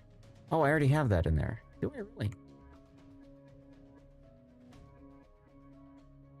Yeah, I do. Okay, cool. So I can just copy that a few times. Do we know when they cut these drops off? You'd have to look at it in the inventory. It does have the timing specifically there. Why? I'm just curious. We know when they start. I don't know that we know when the cutoff is. I've got somebody who just joined the stream and is like, hey, do I have still time to earn the drop for the day? And I'm like, I think you do, but I don't know.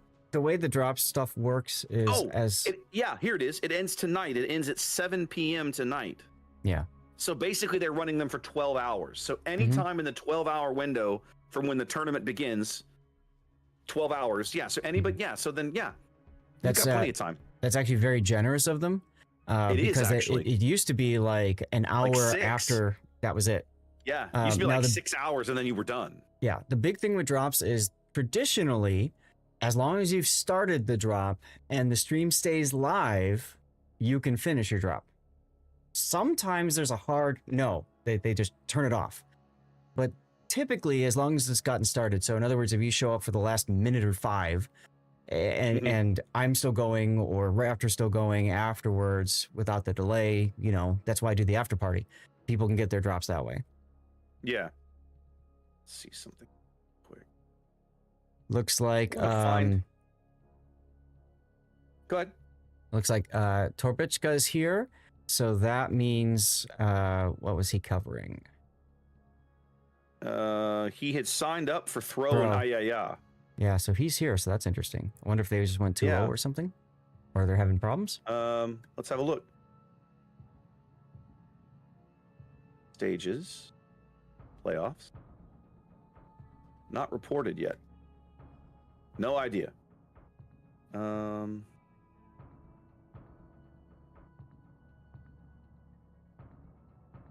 Interesting.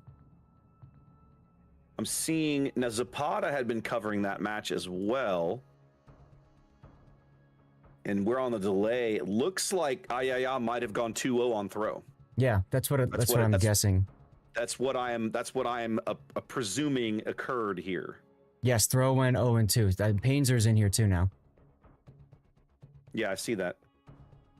Okay. So throw has been knocked out into the losers bracket. Ayaya advances in the winners bracket. Okay, there we go. Okay. So, ooh, that'll be interesting. So Ayaya then will face most likely TWA. Ooh, that'll be spicy. That's like number that. 1 versus number 1. Asia 1 versus EU 1. That'll be entertaining when the time comes. I look forward to that. Mm-hmm. CL up a game over Rain. I see that. Ooh. I see that. I mean, I expected that to be a good series. Yeah. So. Yeah. HSR lost their first game in the losers bracket. Not good for NA. So did Bonks. Not good Hashtag for NA. pray for NA. Pray for NA. Remember that? Remember that? I remember the hashtag pray for NA, baby. I remember.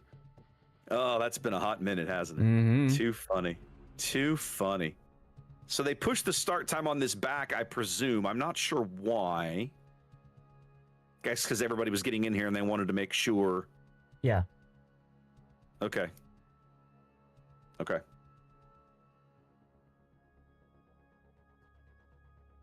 Yep, that happens. Yep, no worries. It just means not that much after coverage in the losers bracket. No. So after this is done, there may be more. There may be more people looking for game 3s and stuff, and everybody running to other stuff. So. Mm-hmm. All right, we've been given clearance to start. You may start when ready. You may fire when ready. You may begin landing your troops. The shield will be down in moments. You may start your landing. All right, speaking of, game 2 has dropped. We are ready to go. That's right. We are. Back to Land of Fire. Yep. Oh my. Oh my. All right, let's have a look. Do or die for resin. Do or die for resin if they want to stay out of the losers bracket. All right, Zath. Take us into game 2. Talk to me about the ZZHL lineup here in green. All right. ZZHL opting to not bring a battleship on Land of Fire. Instead, they have a Lushun with Dazzle, Daring with all the utility, Play Bear with a unique upgrade. There's LY again in the defense. NN reprises his role in Test Ship Zhao with the unique upgrade. We got QL with the Marseille with Honoré as commander, and WX1 in a Salem once again. Interesting setup for them. And I see on the south about the same kind of idea, huh?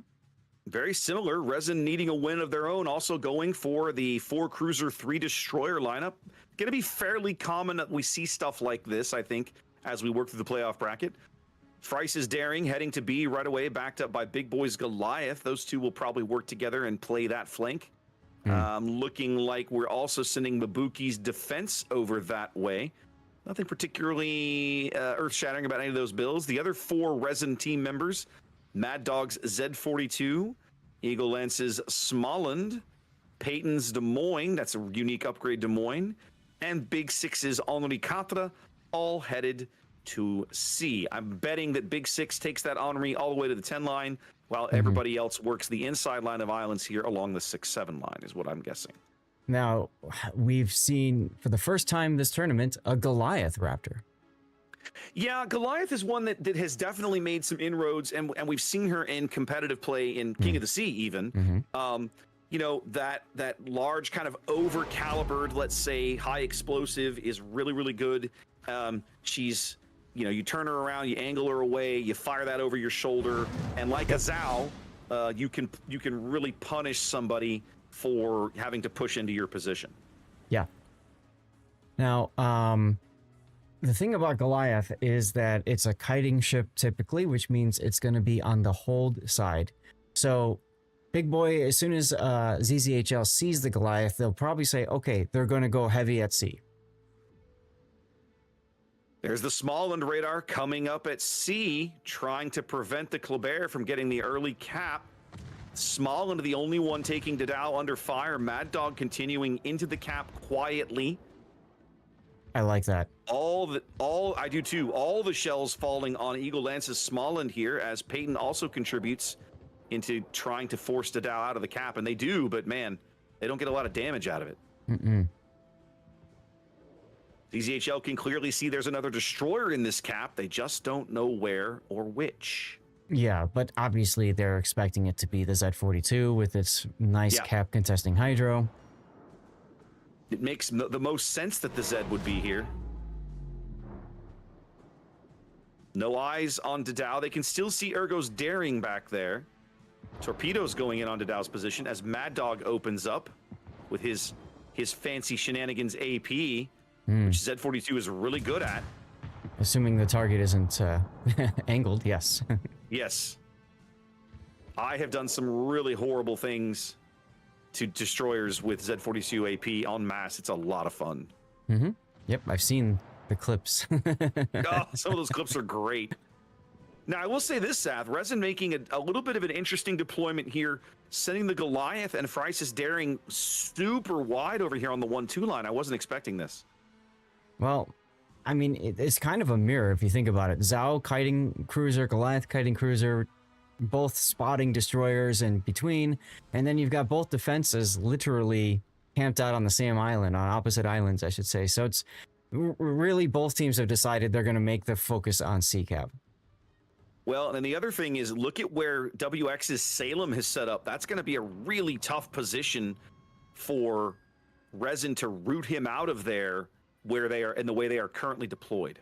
Yeah, I would expect to see Mabuki be maneuvered to the other side of this island, and he's already reversing, so that maybe he can move up with his guns and start shooting, try to help whittle down that Salem.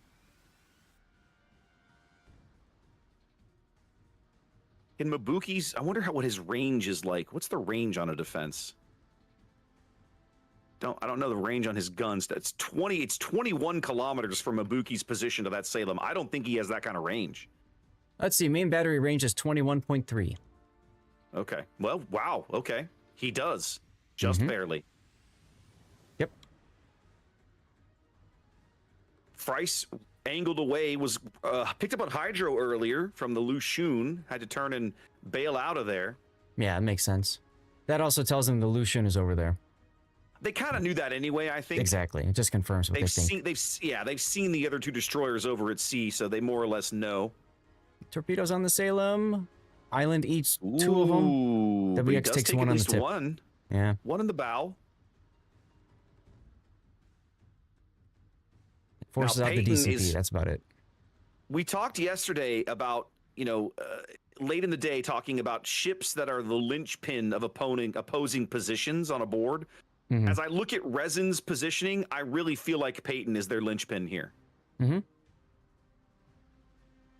Yeah, it just, the old I'm going to sit on this rock kind of deal is... Yeah. At this point, you can't really do too well with that against the more mobile teams. Yeah. I just feel like if ZZHL can kill Peyton based on how this whole thing is lined up right now, that like Resin's tactical position on the board just completely disintegrates, in my opinion. Absolutely, yes. So I think they got to find a way to get him out. Yeah, I'm a little surprised Mad Dog didn't slide over and offer him some smoke, but that's not what occurred. Yep. Would have been a good opportunity there. That's exactly what I was thinking. Yeah, go straight to Peyton, smoke.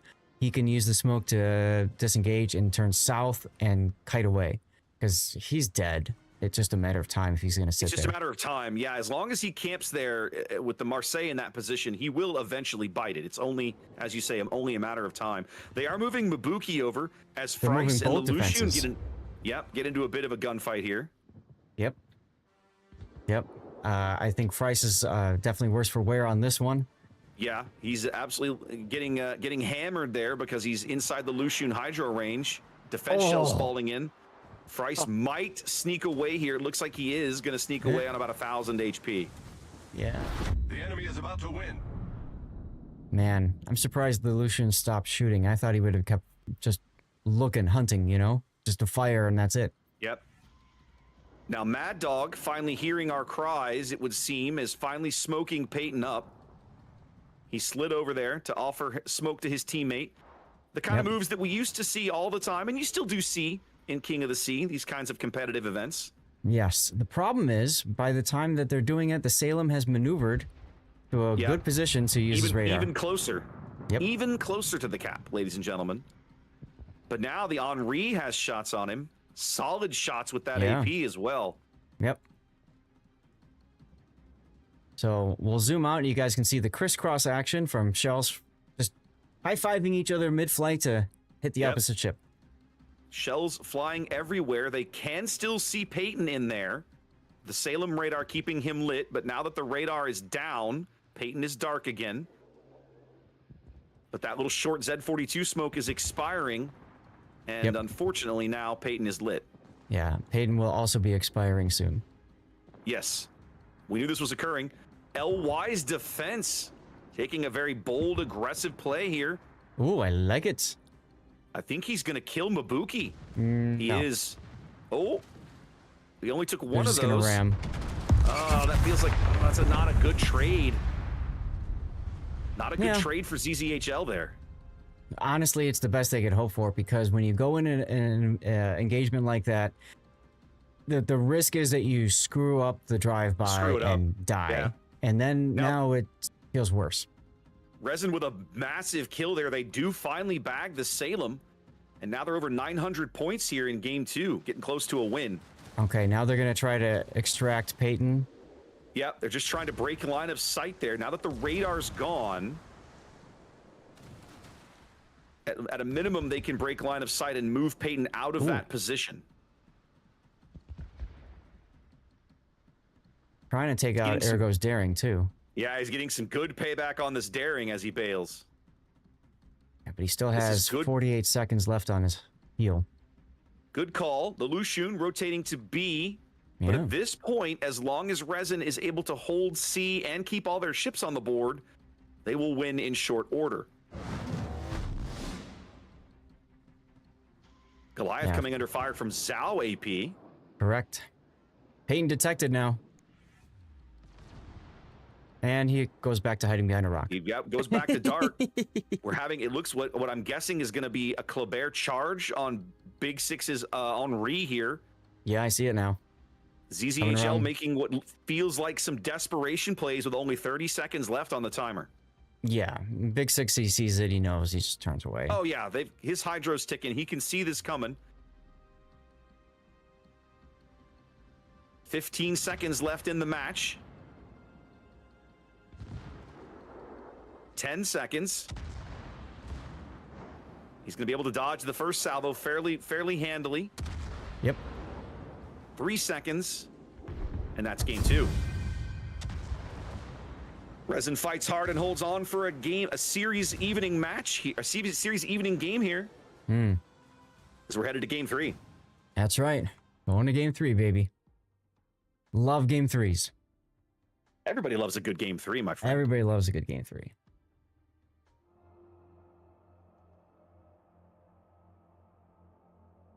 Outstanding. I do love a good series. Do love a good best of 3 series that goes all 3 games.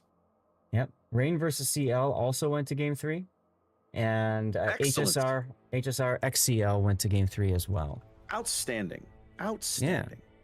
Good series then. Good series all around. Yeah. Typically what happens in tournaments, so you guys all are aware, you have a whole lot of the group stage. Everybody's kind of learning the stuff like in COTS. And then they go to the playoffs and then you see a whole bunch of 2-0s. Because you have some teams that are just that much higher than others in terms of skill and ability. But Warship Masters has been very different. Even in the group stage, it's been mostly 1-1. And here you can see 1-1s. Yeah. So that shows you that the way that they're bringing people in based off clan battle performance, not bad. I like it. And it's, the point system also is easily the highlight of this tournament, right? Because in an event like King of the Sea, you're told you have to field 7 ships. Yep. You're not told at any point. Actually, I think they finally wrote the rules so you could only field more than like 2 battleships or whatever. But like the tournament rules are generally written like, oh, you can field no more than X of a class, and you can't take carriers or you can't take subs or whatever. Yep. But this tournament is different because they don't restrict you by class. They assign a point value to every ship based on the capabilities of that ship and the utility that it offers to a team. It's why a ship like, we saw Hildebrand earlier in the day on our very first match of the day. A ship like that, with the way the planes, it has so much utility, so much spotting advantage. That spotting information so valuable. Yes. It's priced very high, right? Same with ships like Louisiana. Whereas a ship like Kitakami, and we also saw one of those today, right? At the very bottom end of the scale is pretty well a one-trick pony. It's a torpedo boat that has well above average detection and kind of not much else going for it. So good luck with that. Yep, but you see the variety though, and that's one thing that's really nice. COTS, for me personally, is one of the more boring tournaments to cast because it's almost always the same kind of meta ships that you see, and at a certain point, you can't even have enough ban slots to fix it, right? Like 4 bans still doesn't fix the meta issues, where you get the death snails and you get ships sitting inside of them, pew-pewing outside, blah, blah, blah. We haven't seen a single death snail this tournament. Haven't. Well, think about it. What ships normally do that? A Gearing. The expensive ones. Or, exactly, the expensive ones. A Gearing and a Nevsky. Or a legendary Harugamo and a Nevsky. Yeah. That's 50 points. You That's can't right. afford that. No, That's you insane. can't. So that's one thing that's really fun about this tournament, and I think that they did a really nice job with it when they put it together. Absolutely. And those values, of course, have been tweaked, and part of the game for the players, as well, so to speak, for us casters and you, the viewers, is trying to figure out what's the meta ship going to be. Which ship is priced lower than it deserves to be.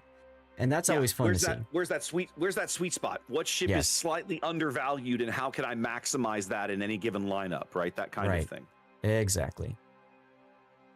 And we've seen that over the years, right? As the prices of ships in these lineups has shifted and moved and changed and so on. Some ships having to go up in cost, some ships being able to come down in cost. Yes.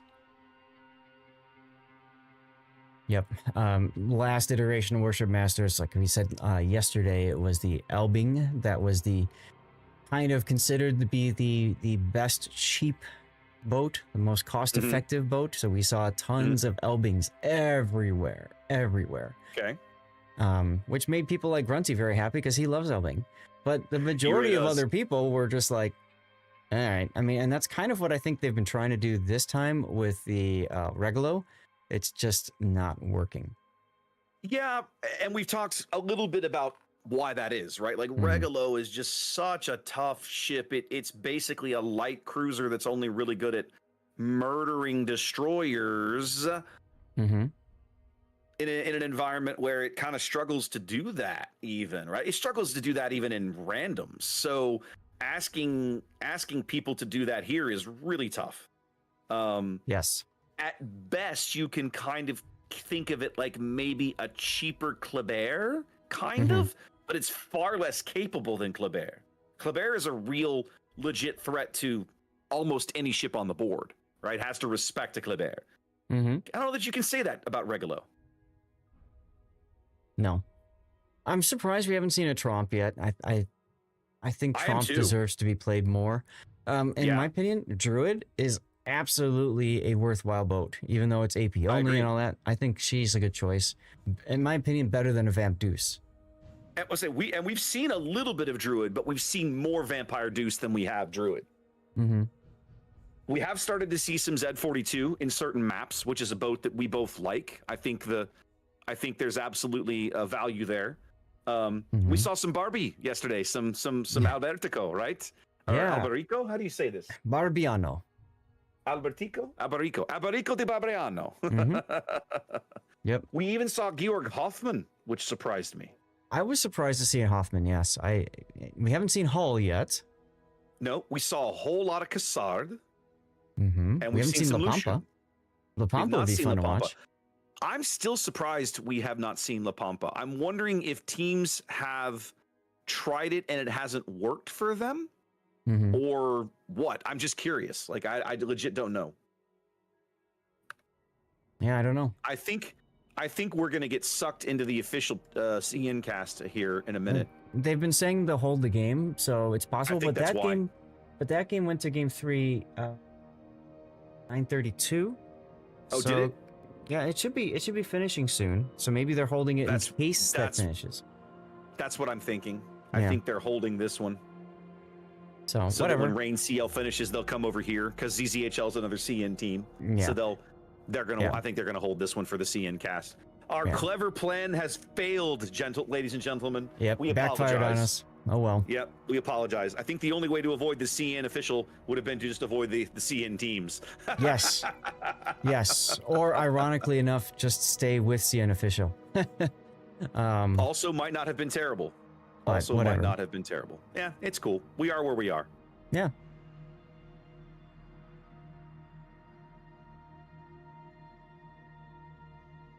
Resin is confused because it's like they were told they start in 5 minutes and now they're basically saying hold. Like, well, what are we Yeah. doing? I don't know. They'll Yeah, and figure see, it out.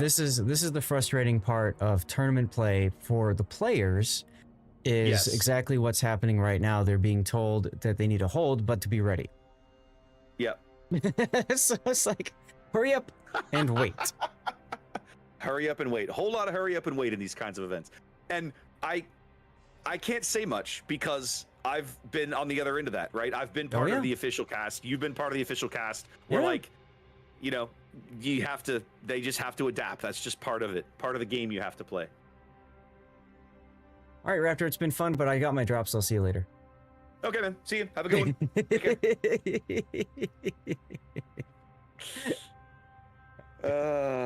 You know, the drop system is nice because, of course, it encourages people to tune in, and hopefully you guys are staying past that because, you know, the content is fun to watch.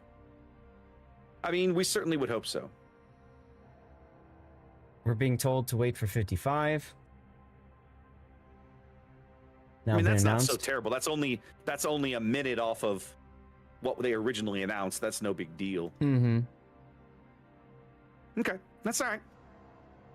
That's only 2-3 minutes away. It's like, We'll manage.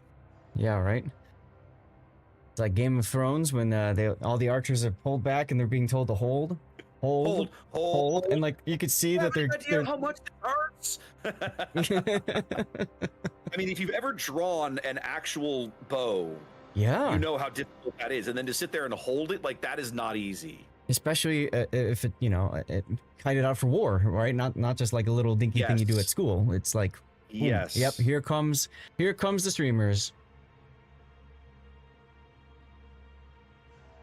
Ah, I see now. Yep. Yeah. Yep. So we're gonna get CN official coming in here. It looks like.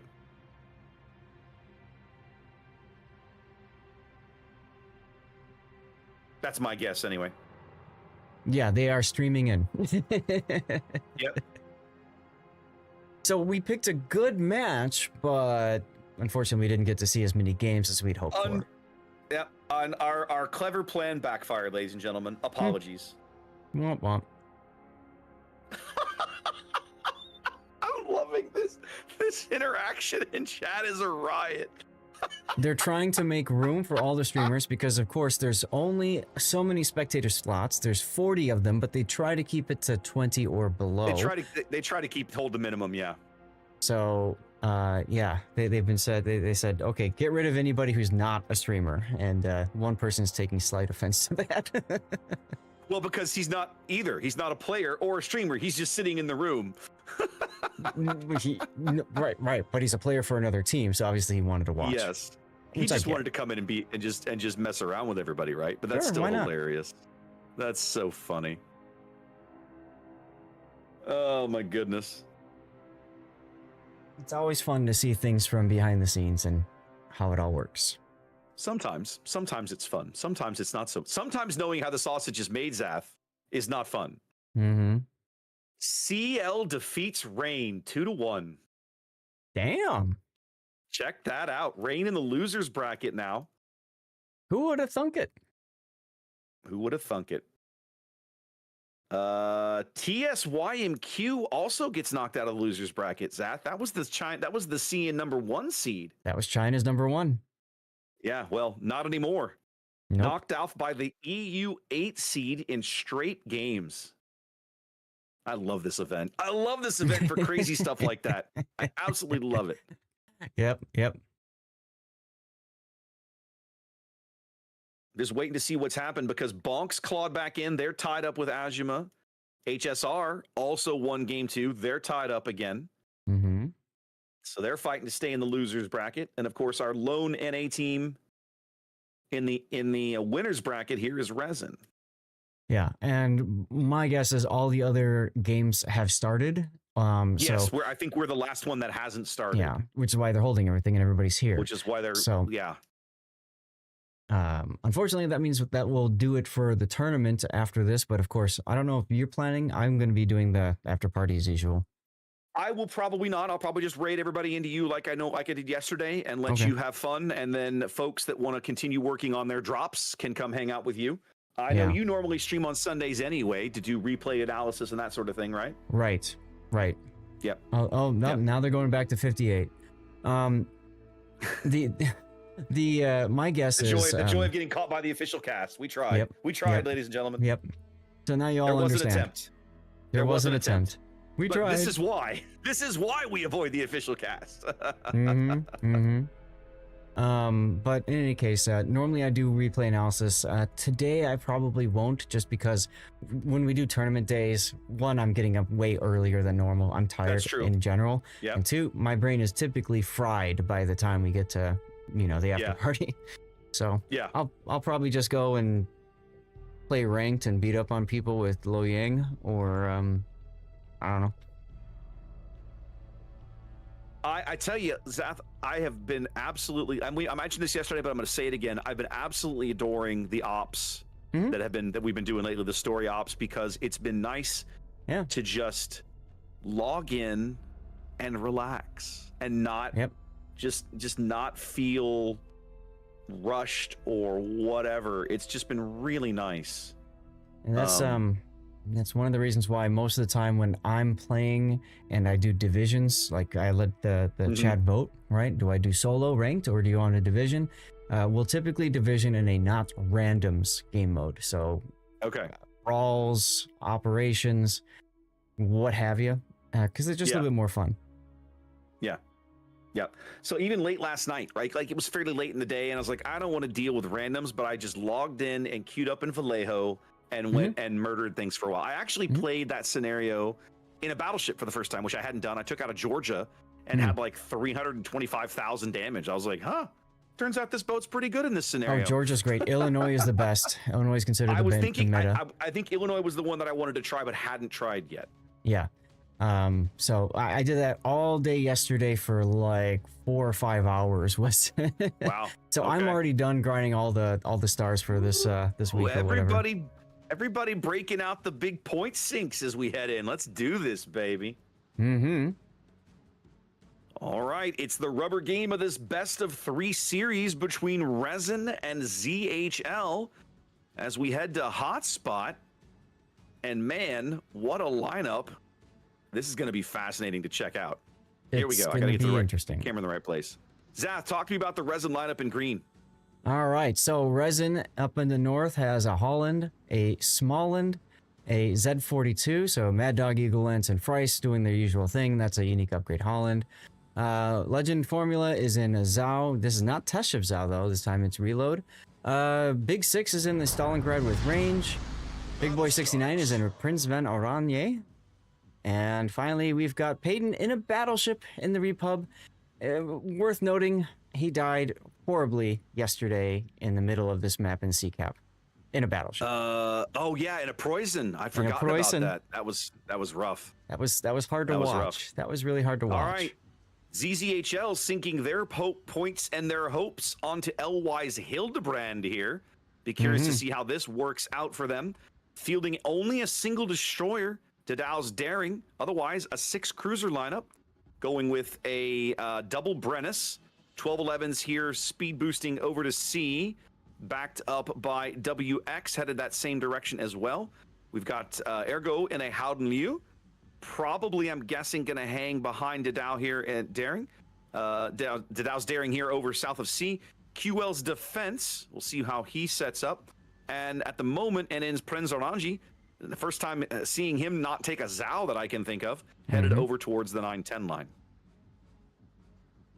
Yeah, it's going to be interesting. I feel like Resin might have been doing some studying about ZZHL's lineup on this map and realizing that they like to go cruiser heavy, because Repub is very much an anti-cruiser battleship, right? Yeah, she's really good with those 431s. That's such a skanky caliber for murdering cruisers. Oh yeah. The other thing that interests me of note, Holland and Småland, two of the most airplane resistant destroyers you could possibly field, Zath. True. Very true. And one's about to be detected. Well, you see, Eagle gets spotted there, but again, look at how quickly that AA just is like, yeah, LOL, pound sand. Right?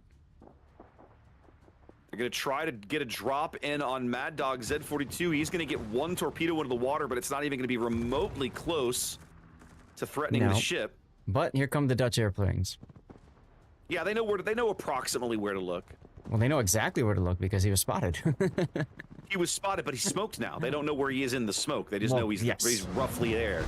They can see Didau now, that long-range Z42 Hydro, going to push him off the cap.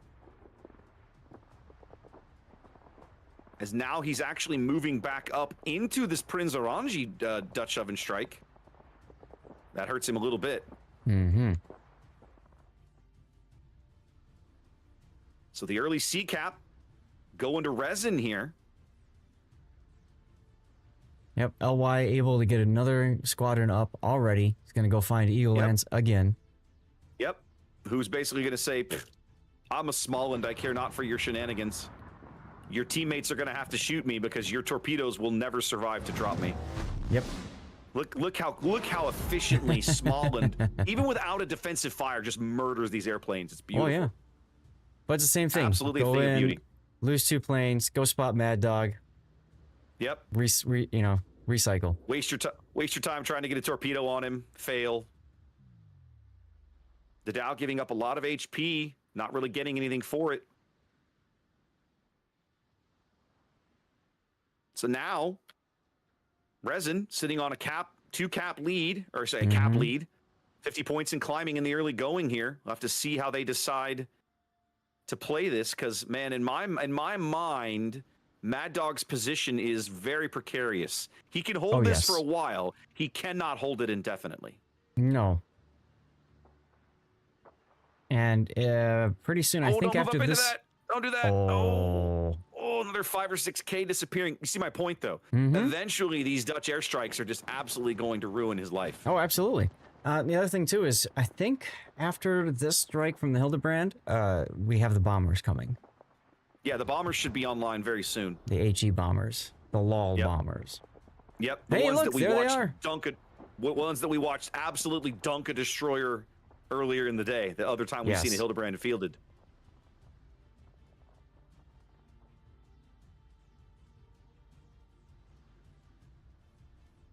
Didau basically deciding, okay, that's not working. I've had enough. He's bailing out.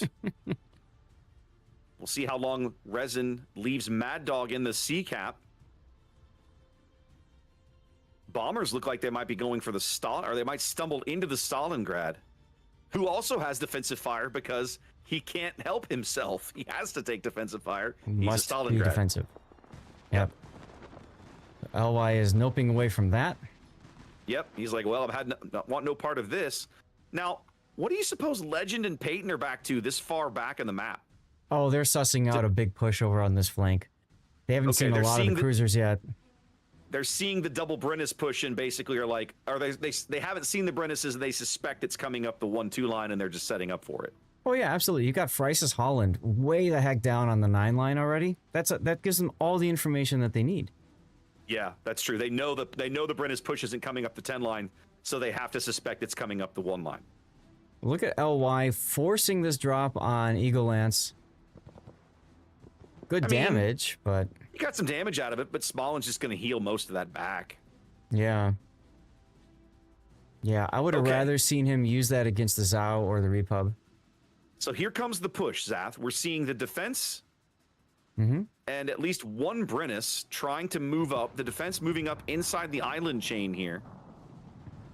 They've realized, ZZHL realizing they're not going to get into C, not the way that things are configured over there. No. Hildebrand trying for a strike now on Peyton's Republique. Probably going to land at least one of these torpedoes, I'm guessing. Most likely. Well, he only has one that he drops. He only got one into the water, and it is gonna hit home, but right on the belt. Yep. The Zao's anti-air actually helping with the flak. Yep. Peyton landing some decent damage on QL's defense there. Mad Dog's Hydro back up, covering the C cap. They know that the Daring has moved off somewhere else. Looks like they're trying to sneak Dadao's Daring into the very, very bottom edge of the A cap, Zath. Yeah, and with the Stalingrad there, I mean, that's not really going to work. Yeah. Well, and Eagle Lance is not that far away. Yeah, and he's got radar too. Yeah. Dadao already inside Stalingrad radar range as he makes this play.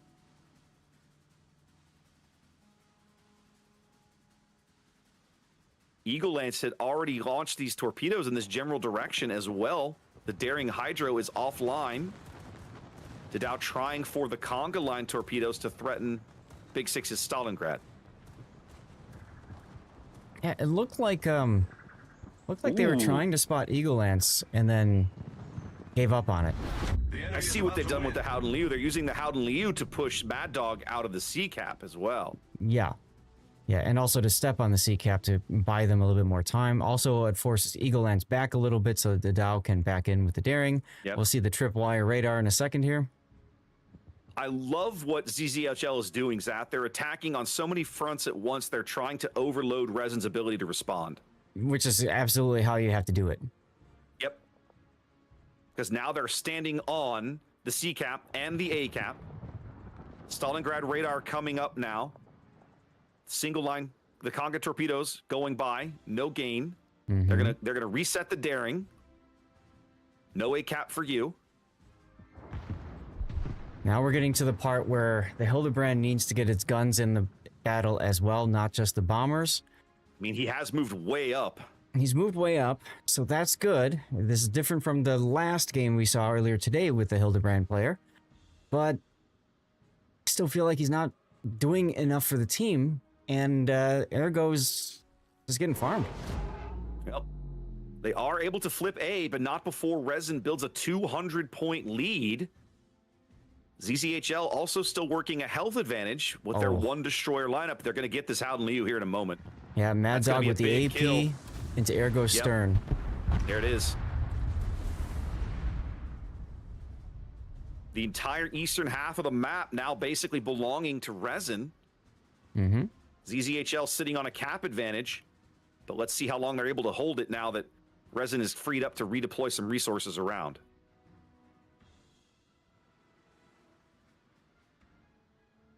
Peyton and Legend fairly beat up here along the top of the map, but plenty of room for them to run in this corner. Yeah, the bombs are coming for them now. They've done a nice job of rotating through the vision so they, don't get focused fired to death. Well, and I'll say this, ZZHL has also done a really good job of preserving the HP they have on this flank against this Republique. Peyton does not have a lot of damage. According to the mod, if you believe the mod, still has under 20,000 damage. Yeah. In a repub, that's crazy.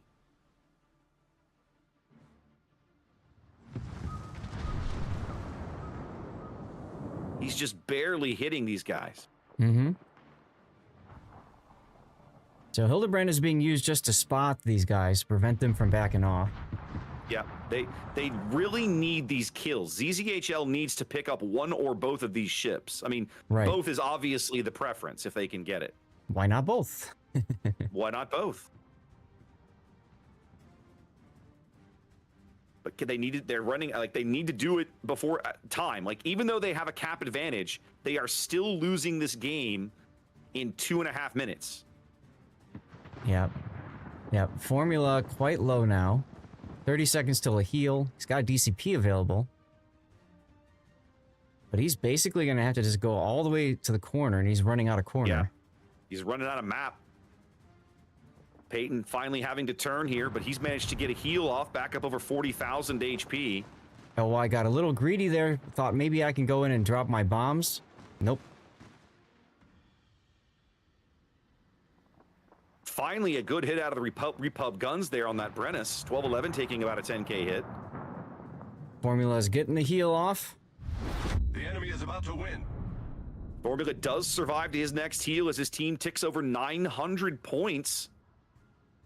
Now look at what Mad Dog is out here farming the Hildebrand. Mm-hmm. Broadside with the AP here. The Hildebrand more or less stationary is going to take at least 2 of these torpedoes as well. That could be a massive kill. The Dow trying to smoke up his buddy now. Yep, the Prince Orangi bombs coming in. Not really landing any of the bombs. 4K, double fires. Yeah, that's a dead Hildebrand. Most expensive ship in the game, dead. Most expensive ship on the team ends up being a huge liability for ZZHL as they drive it just too far forward at some point. They're trying to shove NN into the C cap now, but there's only 7 seconds left. They're going to just step on this cap and hold Resin at 998. 998. And so that's now amazing. Resin has to back. They have to dislodge this Prince Orangi. Or bag a kill. However they get there, they gotta kill something. Well, they gotta kill something, and it needs to be this Prince Orangi. Even if you ram him, that is an acceptable trade in my opinion right now. It is 100% acceptable because you get the point tick. Yeah, you've got to get him. You've got to get him out of this cap. Here come the Z42 shells. Anything they can do, their entire game hinges on getting this guy out of the C cap.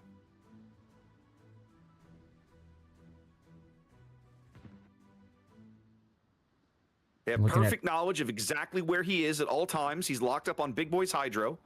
Both of those ships hydroed. Meanwhile, ZZHL focusing hard on getting Peyton out. Yep. They've got to bag one of these kills up north. They no longer can benefit from the Hildebrand spotting. Right. Big Boy getting some good AP work in there as they finally land some sticky fires.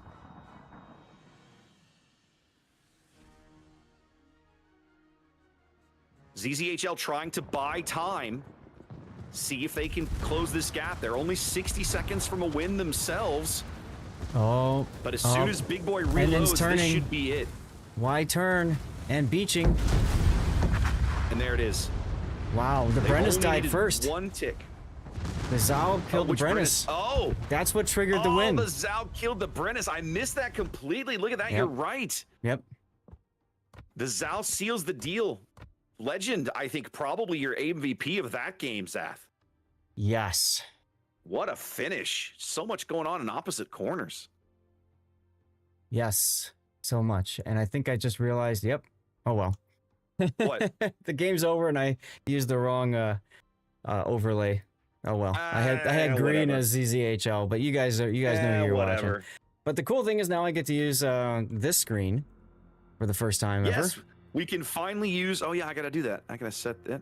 And we have not been using our little fancy winter screen because it wasn't ready. But now we can use it. Look at that. Congrats to Resin. Hashtag hope for NA, Zath. Yes. Yes. What a series. Right, this was great. That was a great series. Man, that series like that is why we love events like this. All right, let's have a look at the playoff bracket. How we looking?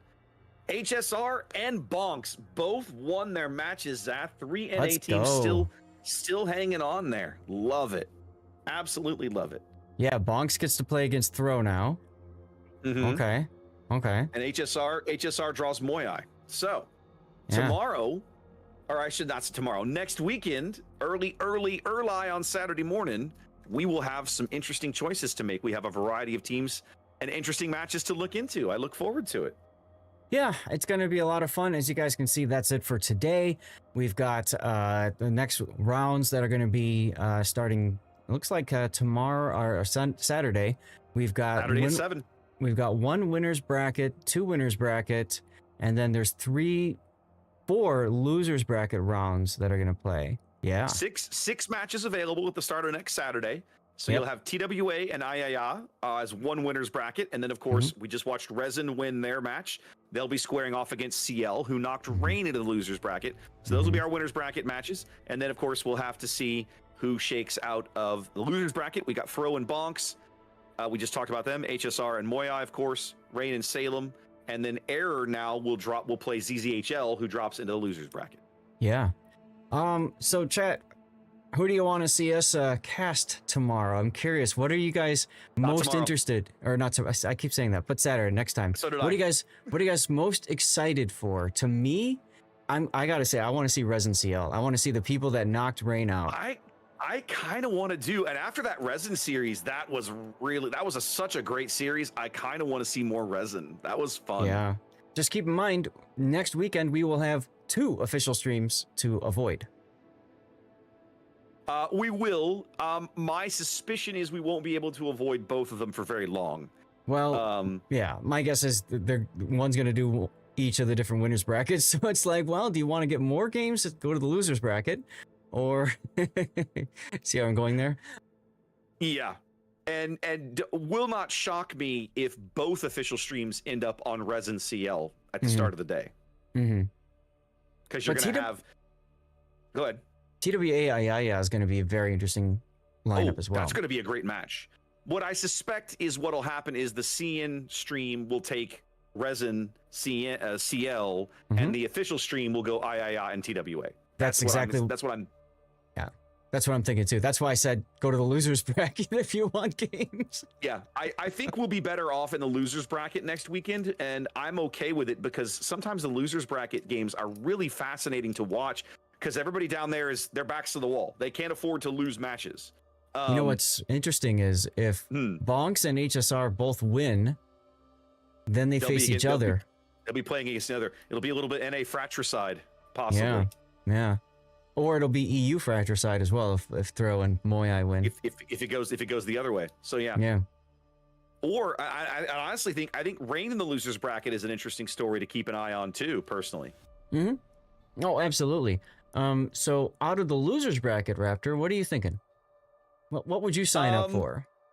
Right now, for me, I would sign up for Moyai and HSR. Yeah, that's what I'm thinking too. Throw Bonks would be interesting too, though. I'm watching the end of this game on stream just to see chat's reaction because it was such a close game. I just couldn't believe that NN started turning. Well, I think he just. Yeah, I don't get it. His rudder might have gotten knocked out. Like for all we know, they might have disabled his rudder with his DCP on cooldown, and if you haven't taken last stand, you're done. You're just turning whatever you're turning, buddy. Yeah, might have gotten Bismarcked. So we've seen 2 games with Hildebrands. Both of them, the team with the Hildebrand has failed to win. So failed to win. I almost feel like, okay, there's no need to ban that ship because, well, so far nobody's been able to make it work for him. This game, I don't think I'd ban that ship at all. Yeah, this game, the Hildebrand player did a much better job of advancing with the team and stuff. But I think the problem was that there was too much emphasis on the spotting, and he wasted a lot of time trying to spot those 2 in the corner, and they couldn't convert that to a kill. And while he's spotting, everybody else is like, well, let's just go kill the Hildebrand. So now agreed. Now let's also follow that with some praise where it's deserved on Resin for preserving those ships, right? That was not an easy task what Legend did in a Zao of all ships. In a Zao of all ships, fending off repeated plane attacks. Now he's got a Repub there, and Repub's AA is no joke. So that was just great teamwork between Peyton and Legend working together, keeping those planes away long enough for Legend to not die.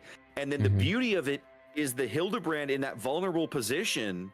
Once the team realizes where he is, they're able to change his focus. Like, crap, I have to stop worrying about spotting for the team, or I'm just going to be dead. Yes. And that engagement now changes the engagement at the top of the map. Those guys in the corner now have some breathing room because the Hildebrand's focus is on, I have to preserve my hull. So it changes everything. It absolutely does. It absolutely does. So fantastic games by both teams. Great series. It was, series. I mean, we got some great games today, man. Like some really great games.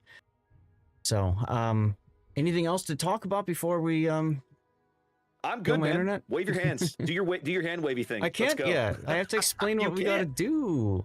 Oh, fine. Do your explanation. Go ahead. Okay, so what we gotta do is we gotta. I'm gonna continue the stream. I'm gonna go to the after party. We're gonna hang out. We're gonna switch from 5-minute delay to 0 delay, and to do that, I gotta kill my internet. Gotta kill OBS. Gotta start internet. Gotta start OBS. Gotta switch over scenes collection. Gotta take off the 5-minute delay, and I gotta pray really, really fast as I click the start button.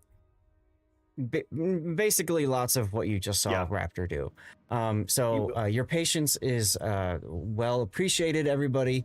While I make that change, and Raptor, thank you very much for co-casting with me today, as well as yesterday, and for rating me both days. That's nice. Absolutely. Okay, I'm waving my hands now. There you go. All right, cool. So that'll be it for my side of things, and we'll see you on the other side. And before we start this process, I will let everybody know on my stream what's happening, because I had just someone in chat talking about